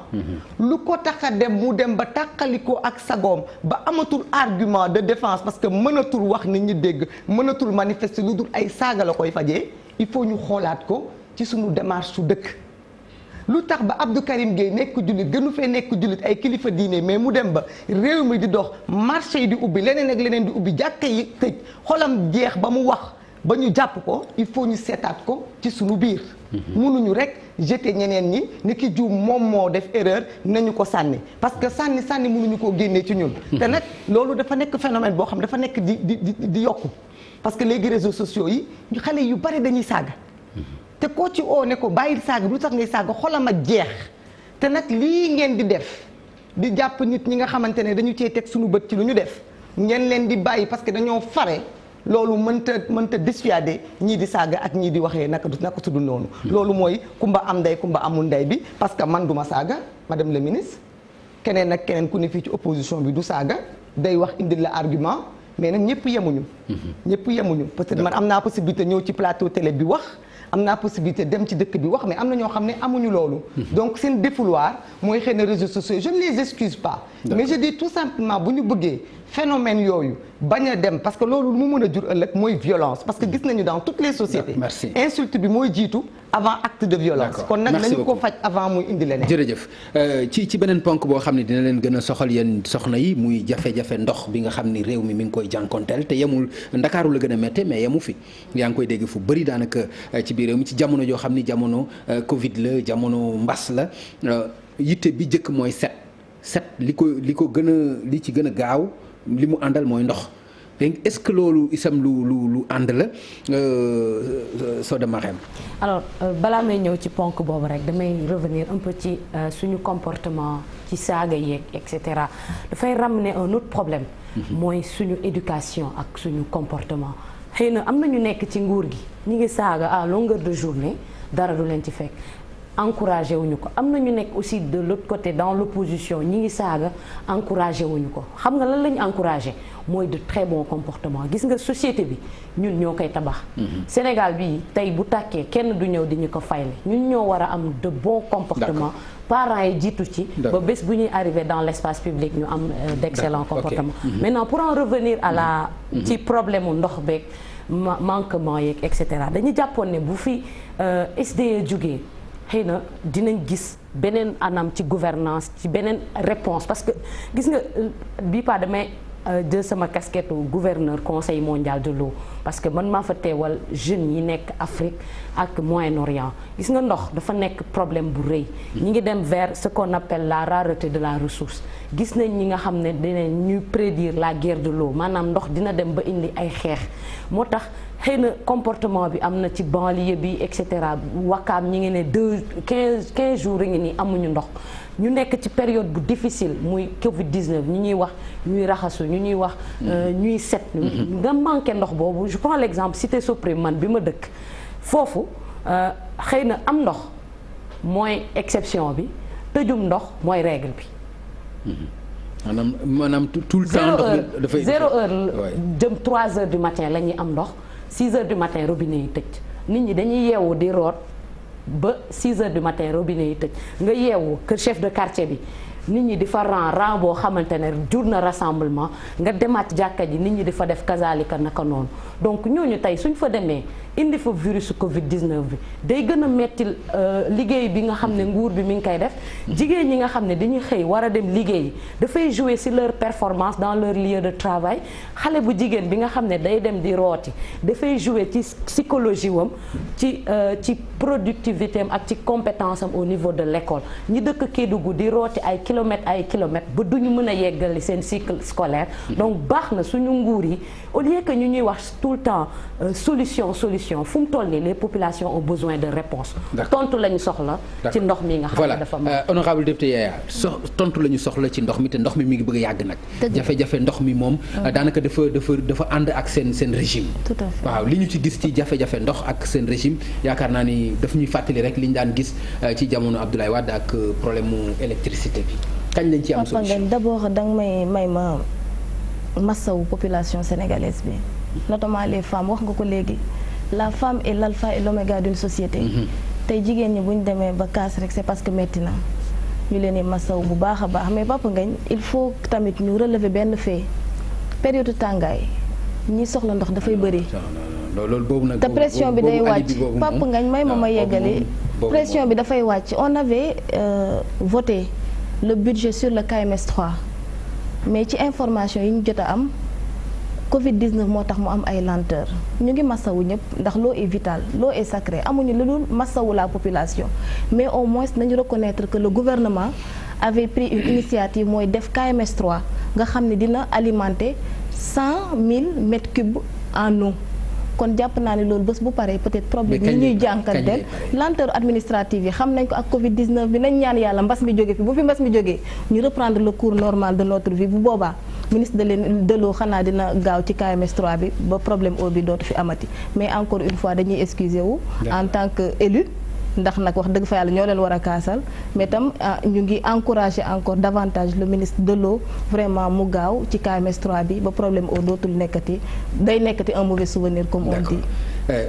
Madame la ministre de la jeunesse nekk dans la banlieue gis nga jafe-jafe yi nga xam ne ñi ngi koy jànkonteel mu nekk loo xam ne lu metti la ñuy wax ñuy xaar KMS 3 ba kañ alors que solution bi dafa war a gaaw ci jamono mbas la ñu nekk te ndox dafa vital. waaw dëgg la benn instant nag danga may tuuti ma sol sama robu jigéen bi ak robu banlieusard bi un peu pour naqarlu ñun tamit li nga xamante ni képp kuy jigéen yaa ngi koy dund képp ku dëkk ci yenn localité yi tamit yaa ngi koy dund loolu réalité la te vraiment politique du tax ñu muur suñuy bët ci loolu réalité la mais tam ku nekk day xam fi ñu jóge ak fi ñu dal ku nekk xam na ni ay investissement yu mag a mag a mag état du Sénégal def na ko ci mbirum ndox mi ñu jógee ci li nga xamante ni mooy basculement vers Sen'Eau ku nekk xam na ni Sen'Eau actuellement moo yor li nga xamante ni moo jëm ci mbirum ndox mi basculement nag ku ko dégg xam ni dina am souvent ay problèmes yi nga xam ay rëq-rëq yu nga xamante ni dina ko àndaaleel dina àndaale ak moom préparé nañu ko am na ay mesures d'accompagnement am na ay mesures d'accompagnement mais lii situation la ba nga xamante ni c'est dû en partie au basculement mais également ay panne technique la yoo nga xamante ni Covid bi ralentir na dépannage yi ralentir na ko ñi ngi ci ministre bi mi ngi communiquer constamment di expliquer population yi lan moo waral loolu mais li ñu wax rek dañuy ñaan yàlla mu ñëw rapidement problème yi réglé wu jigéen ñi gën a retrouver waat seen ndox mi nga xamante ne ni source vitale la. D'accord Maïmouna. waaw Pape Ngagne maa ngi vraiment rafetlu sama sœur yi pour une fois ñu d'accord ci benn point. Parce que ndox mi dafa métti. dafa métti torop te li mu wax léegi Sen'Eau dafa ñëw remplacer SDE kenn demandé wul président Macky Sall mu def loolu. foog naa moom moo xool ci doxalinam jàpp ni nii lay génnee ci askan wi tey ba ci man mi ba Sen'Eau ñëwee ba léegi suñu facture daal. donc loolu day tax mu am ci responsabilité loolu day tax aussi. am ci responsabilité première responsabilité parce que moom moo ko choisir. Sen'Eau bi ñu ñëwee ba léegi ñun ñëpp dañ koy nangu suñuy facture dañ ko fa triplé te amuñu ndox problème technique bi mu ñuy wax mais qu'est-ce qu'on lan la ñuy xaar ci ñun. président Macky Sall bi mu faloo ba léegi ba muy sol tenue militaire ba di dem ci tuyau yu toj ya ba léegi ñu ngi ci problème technique. boobu ba léegi ñu ngi ci problème technique du lu bees. mais dama leen di emprunter léegi benn mot bu ngeen wax muy timing bi nag moo metti parce que munoo wax nit ñi set leen protégez-vous te joxoo leen ndox déjà joxoo leen masque ne nga defar nga commandé nga 6 millions de masques nit ñi amuñu masque mais ku génn ci mbedd bi ñu verbaliser ko ku génn ci mbedd bi fay bu yorut masque bañ nañ ko ba nit ñi masque yi ñuy takk léegi nekkatul ay masque de protection mais ay masque policier la ay masque pour bañ a fay amende. masque yi mën naa tilim. mën naa bañ a baax mais dañ koy takk. ay la yowén nit ñaa ngi ci mbedd mi di génn ku ne di débrouiller noo génnee mais munoo wax nit ñi lavez vos mains monsieur madame la ministre lavez vos mains te joxoo nit ñu ndox. timing bi moo waral nag président waroon jël ci 1000 milliards yooyu def ko ci ndox mi pour ñu bañ a ñàkk ndox quels que soient les problèmes techniques yu mun a am. parce que ndox dafa nekk lu vital. moo gën a vital sax masque yi. moo gën a vital gel hydroalcoolique yi parce que ku amul kilo ceeb amoo potu gel bu 1000 francs kon vraiment ñu ngi ñaan président lu mu gën a gaaw parce que tey gis nañu édition journal yi yëpp ay problème mu ndox lañ def ñoom ñëpp. parce que du banlieue bi kese madame la ministre du banlieue bi kese. waaw mais du banlieue bi kese amul kenn ku am ndox honorable wax na ko léegi Wakaam gii village Wakaam bi dañ ñëpp daan coupé ba mu des ñoom. mais amuñu ndox Ouest Foire mënuñu ko lim Sénégal ñoo amut ndox donc loolu nag ni état d'urgence urgent wee noonu la loolu urgent wee lu président doon def nam solee woon tenue militaire bi def ko mbiru politique parce que maay door a ñëw je suis en guerre ànd ak Mimi Touré à l'époque moo nekkoon premier ministre noonu la war a wàccee sur le terrain lijjanti problème mu ndox mi parce que du lu mën a xaar timing ngeen wax c'est urgent. C'est primordial on en a besoin pour mën a dund pour bañ a dee pour bañ a feebar. merci beaucoup xam naa nag ci ponk bu mujj bi la ñuy dikk dal am na yeneen ponk yu ñu bëggoon aborder mais waxtu bi dab nañu Soda Marème Ndiaye honorable député am na ay coow yoo xam ne nag yaa ngi koy dégg ci wàllu suuf si ñuy wax ni littoral bi muy tefes yi daanaka dem nañ ba saaxee nañu ko coow loolu indi na fi ay débat yu bëri yoo xam ne dégg nga ko ban gis-gis nga am ci coow loolu nga xam ne mu waaju ci suuf ndax warul nekk itam loo xam ne day dellu ci citoyenneté ni nga koy aborder tout le temps nan nga ko gisee. alors jàpp naa ne xëy na problème mu suuf si du lu bees. xëy na littoral bi mooy bi mujjee am. je me rappelle bi ñuy nekk ay xale yu ndaw daan noonu nañ fi dégg il y a maintenant 2 décennies daan noonu nañ fi dégg li naan spoliation des terres. muy mbaan.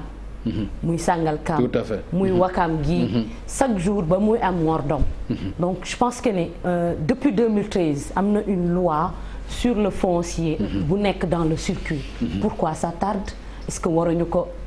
jëlaat en main ñun ñi nga xam ne nous sommes les députés des élus du peuple est-ce que waruñu engager des décisions des discussions entre nguur gi état bi secteur judiciaire ba nga xam ne problème laaj bi de loolu nañ leen ko est-ce que waru leen ko def est-ce que effectivement lu ñu war a def la parce que mi ngi woon dans le circuit depuis 2013 je pense que war nañu réchauffer waat ces discussions là beneen bi aussi mooy xëy na ni autorisation de construire xëy na dernier élément la ci mbirum suuf am na permis d'occuper am na bail am na titre foncier donc xëy na yooyu noonu yëpp war nañ xool mécanisme bi ak nu ñuy harmoniser les politiques am na lu nga xam ne code de l'environnement da la kay may boo ñëwee code de l'urbanisme xañ la ko parce que dafa nekk des compétences liées mbirum littoral bi pêche da ciy dugg collectivité locale da ciy dugg domaine da ciy dugg cadastre da ciy dugg donc ñu bëri ñoo ci nekk donc war nañuy def des discussions sectorielles ba nga xamante ne bu problème bi amee rek ñun ñëpp dinañ ko mën a parce que littoral bi dafa am 3 fonctions bi ci njëkk mooy sociologique nit ñi dañuy bëgg di dem ci littoral bi géej gi et cetera beneen fonction bi mooy fonction économique nit ñi bëgg nañ aussi di am privilège ak ñoom mais warul tënk dara ci li nga xam ne war nañ ci gagner mais benn ci facteur yooyu rek warul flancher au-dessus de l'autre. D'accord. Honorable député Yaya Diallo ci wàllu littoral bi ak coow yi nga ciy dégg. waaw problème mu littoral bi foog naa bu ñu invoquer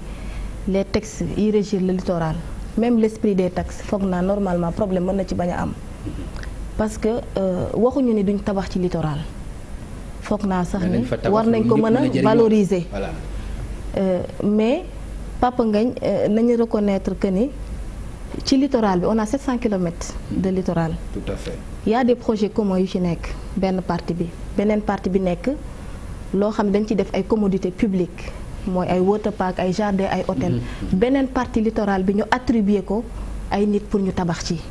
mais Papa Ngagne nit booy dox da ngay xool ni say nawle di doxee ngay doxee noonu boo jëlee dëkk yu mel ni Casablanca Sao Paulo ak Californie seen littoral dafa jaar seen dëkk mu nekk des grandes villes et en général da ngay gis ni les grandes villes littoral bi duñ ci jox un particulier mu tabax kon jàpp naa ni sunu littoral bii nekk à Dakar war nañ ci mën a bañ a jox une personne privée mu ciy tabax jàpp naa ni la capitale c'est une fenêtre war nañ ko defar ba mu rafet mu nekk loo xam ne kat ku ñëw dinañu ci naw benn ñaareel bi dina mën a développer lu mel ni tourisme ba gën a mën a yongal sunu économie Papa Ngagne boo ñëwee ci kaawu Dakar sunu texte dafa am lu mu wax daf ni pour nga autoriser nit mu tabax da ngay bàyyi ba géej gi am une haute marée fi vague bi di chuter foofu la ñu war a mën a commencer calculer pour autoriser tabax am na ñu ko respecté am na ñu ko respecté wul d'ailleurs moo tax récemment les 2 ministres bu environnement ak bu urbanisme demoon descendre sur le terrain pour apprécier les faits ñu koy saluer parce que loolu day wane ni gouvernement bi kat mu ngi protéger le littoral sénégalais. beneen affaire bi aussi ñu noté ni récemment on a voté un projet de loi de 18 milliards pour defar le littoral la corniche ñu jàpp ni peut-être loolu bu paree dina mën a gën a sénégalais dinañ ci gën a mën a gis seen bopp. Papa Ngagne kaaw bi am Dakar man lu ma ci déplorer mooy que parfois dañ koy politiser te man dama jàpp ni des questions économiques war nañ ko mën a bañ a politiser parce que littoral bi bu ñu koy wax man j'aurais bien aimé politiser comment politiser parce que da ngay dégg ay tiraillement mairie bi moo signé mairie bi signé wul alors que les enjeux pour man sont ailleurs xam nga enjeux yi fu mu nekk nañ fexe ba Dakar rafet bu boobaa ku ci nekk war nga mën a apporter sa apport ñu ngi wax l'exploitation pétrolière en offshore loolu une question bu ñu war a mën a poser la c'est une question économique ñu ciy interpeller tout citoyen actuellement gis nañ ni Papa Ngagne zone littorale bi débat bi bëri na ci mais buñ ko politiser nañ ci waxtaan man je suis pour Dakar ñu defar ko ba mu rafet sénégalais yépp mën ci accéder je suis pour le littoral ñu permettre aux sénégalais yi nga xam ni peut-être bëgg nañ tabax au bord de la mer ñu dem ci station balnéaire yu mel ni Saly yu mel ni Mbodiène mais Dakar vraiment c'est la capitale nañ encourager vraiment le gouvernement dans ce sens-là. Merci beaucoup madame la ministre lu jëm ci wàll boobu. waaw li jëm ci wàllu littoral bi man defe naa ni ñun dinañu nekk à l'aise pour wax ci d'abord di rappeler rek ni littoral du tey nañ ci nekk di ay nit nekk ci d'abord booy xool historiquement am na ñi nga xamante ni ñoo ci jiitu mooy les pêcheurs là ñi ñuy wax suñu mbokk séeréeru noonu yi ñoom ñoo fa njëkk a occupé par la suite occupation yi ci am mooy installation yi nga xamante ni hôtel yeeg yooyu ñoo ko ci def mu am ñoo xamante ni tamit ñu nga fa def ay installation d'utilité publique muy wane rek ni waxuñu kenn bu mu laal littoral mais na nekk laal boo xamante ni day ëmb njëriñu askan bi ñun nag ku xam président de la république xam ni défenseur u littoral bi la day protéger littoral bi ak faaru ngor yi mamel yi parce que nag en tant que géologue man dama koy dégg souvent ci discours am moom ak ministre des mines nga xamante ni ñoo bokk métier ñuy défendre loolu bu ñu ñëwee ci li nga xamante ni mooy coow li fi xew fan yi man defe naa ne ay agitation politique la lu ci ëpp parce que tey mënoo tëb rek xëy ni waaw nguuri Macky Sall ñooy def nangam littoral bi ñooy def lii alors que vraiment bu ñu interroger archives yi xam nañ kan moo def lan ñun dañ ci nekk très à l'aise j'ai avec moi ici des autorisations de construire yu nga xamante ni ci littoral bi la commune li nga xamante ni ñoo def autorisation yi wala ville yi yëpp mën nañu ne léewuñu ndax ñun ku nekk xam na ni li ñuy mën a gagner élection yëpp am na une partie de Dakar boo xam ni gagné wuñu ko opposition moo ko géré. opposition boobu tey ki nga xamante ni moo njëkk a soulever question bi. Barthélemy signé na ci ba doyal mu ngi ni lii ay autorisation de construire la bu dul moom mentor politique am la wala koo xamante ni ñoo moom ñoo bokk langue kon nag. xëy def say mbir ba pare li ministre Karim Fofana wax jël duñu nangu nit sàcc dënd ba pare ñëw tëggee ko suñu kër ni ñoo ko sàcc duñ ko nangu. littoral bi defe naa ni ñun fekkuñ ci lu ñuy jël liñ ci fekk kës néew projet d'aménagement nañ ci am président de la République instruire na ministre de l'urbanisme pour que mu def fa ay aménagement yoo nga xamante ne ni population Dakar bi dina ci gis boppam. kon ci loolu nañu nekk mu nekk ay projets yi nga xamante ni nii exécution bi mi ngi jege si. kon ñunu fekk ñu ci littoral bi suuf boo xamante ni dañ koy jël. merci beaucoup voilà. waaw Pape Ngagne président Macky Sall li ko def président de la République du Sénégal tey. parce que démb dafa am lu Sénégalais yi doon jooy am lu fi baaxoon am lu fi bon. moo tax mu jaay ñëw rupture yoonu yokkute. lépp lu leen metti bu mu ñëwee dinaa ko dindi ñu fal ko. mu nekkoon nag ak ay nawleem ñoo xam ne ñoom Moustapha Niasse tey ak ñeneen nga xam ne depuis 1960 ñu ngi tàllal seen loxo. Sénégalais yi bañ nangul ko moom parce que daf ñu ko digoon. daf ñu digoon su ma ñëwee lépp lu fi jaarul yoon dinaa ci dellu si te ba mu ñëwee lam bëggoon dellu si na ci. ñi nga xam ne dañoo occupé te mu ne joxu leen. ba mu ñëwee VDN ña fa dëkkoon mu war faa def VDN da leen a dindi. autoroute bii di dem ña fa dëkkoon mu bëgg faa def tali da leen a dédommagé ba TER bii barki dem ay nit ñu dëkk seen i dëkk ay ati at. ak BRT bi dañu leen a teggi ba ci BRT bii jëm ci seen commune dañu leen a dédommagé. kon bu doon volonté am kon tey 2020 duñ taxaw fii di wax ci waxu littoral bi. on ne peut pas quand même di nax son peuple à ce point là parce que léegi ñëpp a yeewu. ñëpp a yeew président Macky Sall 2014 la def promenade sur le littoral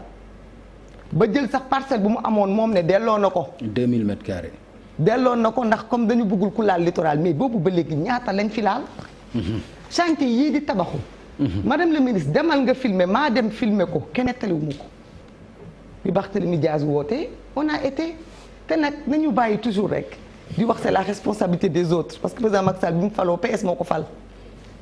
bi mu faloo PS moo ko fal ñii tey ñu naan ñoo joxe ñoom Khalifa Sall ñoo fal président Macky Sall te ci moom lañ nekkoon peut-être après waaw dañoo bokk ci ñi ko fal ak ñun ak ñeneen ak ñeneen voilà dama bëgg a wax rek nag ñoo bokkoon camp ñoo bokkoon fu ñu nekk xëy na àdduna moo tëradi ba tey taxaw ñu naan leen yéen a joxe ak joxewu leen xam nga ñun sénégalais lu ñu intéressé du ki signé du ki joxewu ñun président bi nga xam ne moom leen dénk suñu décret te mu am sañ-sañu lu ne te mu demoon def promenade xool ka 2014 ba léegi kenn waru woon tabax ci littoral bi bu doon li mu wax noonu ci delloo 2000 mètres carrés yooyu dëgg la ci moom li mu nekk géologue terewul mu toog di seetaan ba faaru mamel bii ñu gas ko ba muy waaj a màbb ba nit ñi yuux muy door a yónni Descos pour ñu sécuriser ko donc aussi il faut on peut essayer nekk ci plateau def ay discours mu neex mais quand même sénégalais yi léegi yeewu nañu kenn mënatu leen ndax littoral bi ni ñu ko gisee wu ma ko noonu. du ay nit lañu war a jox ñu tabax ko ñun ñëpp a ko bokk. sénégalais yi ñoo ko bokk te dëkkuwaay yi dafa xat sénégalais yi amuñu xëy amuñu gont amuñu kër yu yaatu. les gens souffrent benn moyen la ñu am mooy dem géej dugg ci ndox mi daal di football ci plage yi parce que fu ñu footballé ci amuñu ko dëkk bi yëpp jaay nañ ko. kon nag littoral bi ñun ce qu'on demande du ñu bàyyi ma Samba teggi ma Demba mooy tout simplement président Macky Sall am volonté am courage def ko ngir ñun ñi mu àndoon ñi àndoon ak moom xeex ba 12 personnes dee. pour ñu fal ko indi rupture na ko def pour la mémoire de Mamadou Diop pour la mémoire de ces 12 personnes là mu lépp lu mu waxante woon ak ñun donc préserver le littoral ak delloo ñu ko mu doxal ko quel que soit le prix que le Sénégal doit payer. d'accord merci beaucoup Maïmouna malheureusement temps bi jot nañu madame le ministre am na fi yóbbante boo xam ni étudiants yu INSEPSI ñoo ko def. 26e promotion bi dinañ 2 ans ba léegi xamuñu naka la ñuy def pour fonction publique ñu mën ci dugg lan nga leen di wax. waaw ñoom xam naa ñi ngi yóbbante mais xam nañ ni ministère de la jeunesse def na ci li mu waroon def d'abord bi ñu ñëwee fekk dossier bi nekk en cours l'état c'est la continuité ñu jël ko en charge ñoom on les a reçus dalal leen quota bi nga xamante ne ministère de la jeunesse am na ko ci recrutement fonction publique ñu jagleel leen ko maintenant am na yéexaay yoo xamante ni procédure de recrutement kese la ay procédure moo tax seen dossier yéex mais au niveau du ministère de la fonction publique jël nañ en charge ñun suñu requête boobu mooy jox leen suñu quota te ça va se faire très bientôt incha allah. d'accord mais am na accompagnement boo leen ci jàppale du ngeen ko jox jël quota bi rek jox fonction publique après taxaw di leen xool ay jeunes lañ aussi yu toll ci liggéey toog di xaar recrutement la donc kuy wut liggéey nga jox ko liggéey kañ recrutement fonction publique mais jotagul liggéey bi loolu moo tax moom laa la wax ni la procédure moo tax seen mbir mi xaw a yéex te yéex en fonction de kii xaar bu yàkkante moom bu fekkee ni 1 minute la sax day wax ni dafa yéex mais ñun jël nañ en charge dossier bi ñun ak suñu collègue ministère de la fonction publique mais damay ñëwaat rek ci li nga xamante ni Maïmouna wax na ko ci li nga xam ni mooy littoral bi boo bëggee ñëw ni li fa nekk baaxul nañ ko daane wala président de la république na jël décision na mu defoon fële mu def ko foofu am na ay utilité am na ay installation yoo xam ne amal na njëriñ askan bi kon loolu defe naa ni dindi ko dégg naa sax benn leader politique naan nañu terrasser littoral bi yëpp waaye kooku xam naa dafay fàtte ni tourisme mooy 2e secteur de l'économie après la pêche kon am na solo waaye boo xamante ni nga ñëw nga ne da ngay terrasser installation yi nekk foofu état tamit ay responsabilité la te suñu responsabilité fu ñu may rek dinañ ko jël loolu nañuy doxale. merci beaucoup ci tàggoo s'il vous plaît Marème Soda. merci beaucoup Pape Ngagne Ndiaye abordé nañ fi point yu bëri jëm ci Covid bi jëm ci assemblée nationale jëm ci littoral bi mais am na benn message bu mu bëggoon lancer à l'endroit des Sénégalais concernant la stigmatisation en période de Covid di ñaan aussi ministère de la santé mu def ci ay xalaat. mesurer impact psychologique bi ak social bi Covid bi am. parce que gis nañ nit ñi ñi ngi feebar nangatuñu dem hôpital nit ñi ñi am na ay kër yu ñuy woowee kër corona donc c'est des impacts sociologiques psychologiques yoo xam nit ñi dund nañ ko donc ñi ñaan ministre de la santé mu remédier si. et aussi littoral bi ka Tahibou Ndiaye mu ngi fi. exemple la woon donc pour dire plus jamais ça donc. yoon def na ci liggéey bi war nañuy jàng ci décision de justice yi am ba nga xam ne du nekk chaque fois des problèmes yi nga xam ne day ñëwaat mënuñu chaque fois foncier di ñëw te ñu am des problèmes de développement donc baax na bu ñu xësee jël yenn décisions yi ñu saxal ko gën ko jëmmal ba dootu fi amati. merci honorable député Yaya Diallo. Papa Ngagne mënuma toog ci plateau bi te duma jaajëfal le personnel de la santé ak nos forces de l'ordre ci travail bu am solo bi nga xam ne depuis lors ñu ngi koy def bi Covid bi commencé c'est des fiertés kon tey j'en profite pour les rendre hommage di ñaan rek Covid bi gaaw fi jógee Papa Ngagne di terminer pour dire que c'est le président de la République qu'on a élu jox ko ay responsabilités mu am une vision di ko doxal foog naa du nit moo koy dicter li mu war a def et nous l'encourageons parce que si dynamique bi mu nekk foog naa kii liggéey ak kii wax mënuñu yem résultat nous on a l'obligation de travailler bés bu suñu mandat jeexee les Sénégalais vont nous juger mais là où je te parle on ne peut pas être dans les polémiques te lii ma gis ci littoral bi président bañ na ko ba wàcc na sur le terrain ay ministres am wàcc nañ sur le terrain le ministre Boun Abdallah Dionne def na ci une communication donc le gouvernement am na volonté vraiment résoudre ce problème là. volonté bi nag bu amee dañuy suivre. ñun ñëpp ñu jàpp ci pour mu réussir. Papa nga baal ma rek ma jaajëfal la jaajëfal ñi nekk fii ñi nga àndal jaajëfal képp koo xam ne mu ngi ñuy suivre notamment parti socialiste bi ma bokk ak la présidente Aminata Mbengue ak tamit plateforme bi nga xam ne maa ngi ci Covid-19 Femmes Debout te l'ancienne ministre Ouadia Thiam dirigé ko di jaajëfal ñëpp ak département Tivaouane bi nga xam ne foofu laa jógee jërëjëf Pape Madame la ministre. waaw Pam Ngagne di la remercier rek débat bi neexoon na macha allah di remercier suñu naataango yi nga xamante ni ñoom nañ ko bokkal mu nekk wax yi nga xamante ni nii luy jëriñ askan bi rek moo ñu fi taxoon a toog bu fekkee am na ay rëq-rëq spectateurs yi ñu téléspectateurs yi ñu baal ñu te xam ne nit moo matul mais suñu jógte toll na ci taxawal askan bi ak waxal askan bi donc maa ngi baalu àq ñi ma bokkal débat bi di la baalu àq di wax ni rek ñi ngi masawu tam malade yi nga xam ne ñi ngi ci hôpitaux yi di leen ñaanal wér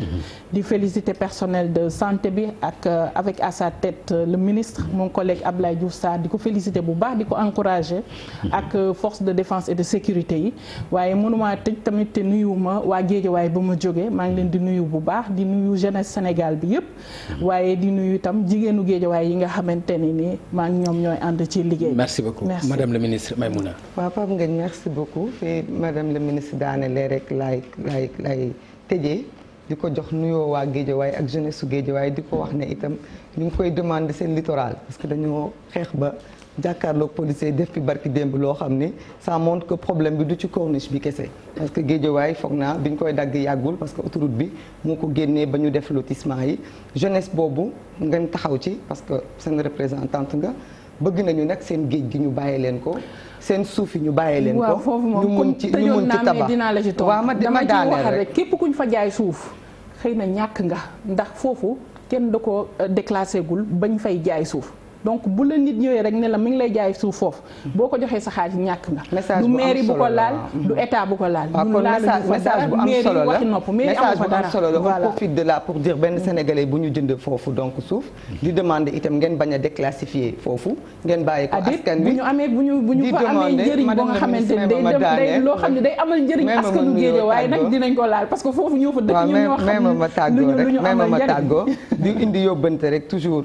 li nga xamante ne moom la ñuy wax ne foncier bi du ci littoral bi kese parce que aéroport bi ñu ngi koy dund gis nañ Camp Leclerc Sénégal ci boppam ci àll bi suuf si yëpp ñu ngi koy caxat-caxatee donc du problème mu Sénégal kese di tàggoo itam ci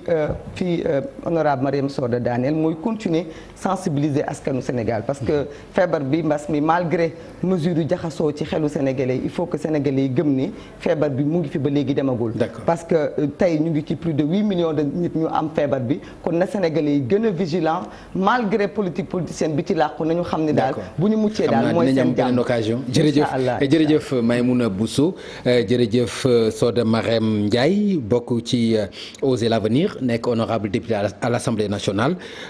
bokk itam ci mouvement bi di Revocap ñi ngi lay gërëm bu baax vraiment ci wuysi bi ak débat bi macha allah am nañ yaakaar nañ ñi koy seetaan am nañ ci satisfaction di gërëm itam Yaya Diallo honorable député nekk Assemblée nationale itam bokk ci député yu Benno Bokk Yaakaar jiite ndaw yi Benno Bokk Yaakaar yi ak ndaw yi parti socialiste yi itam ñi ngi koy gërëm bu baax di gërëm le ministre de la jeunesse nekk vice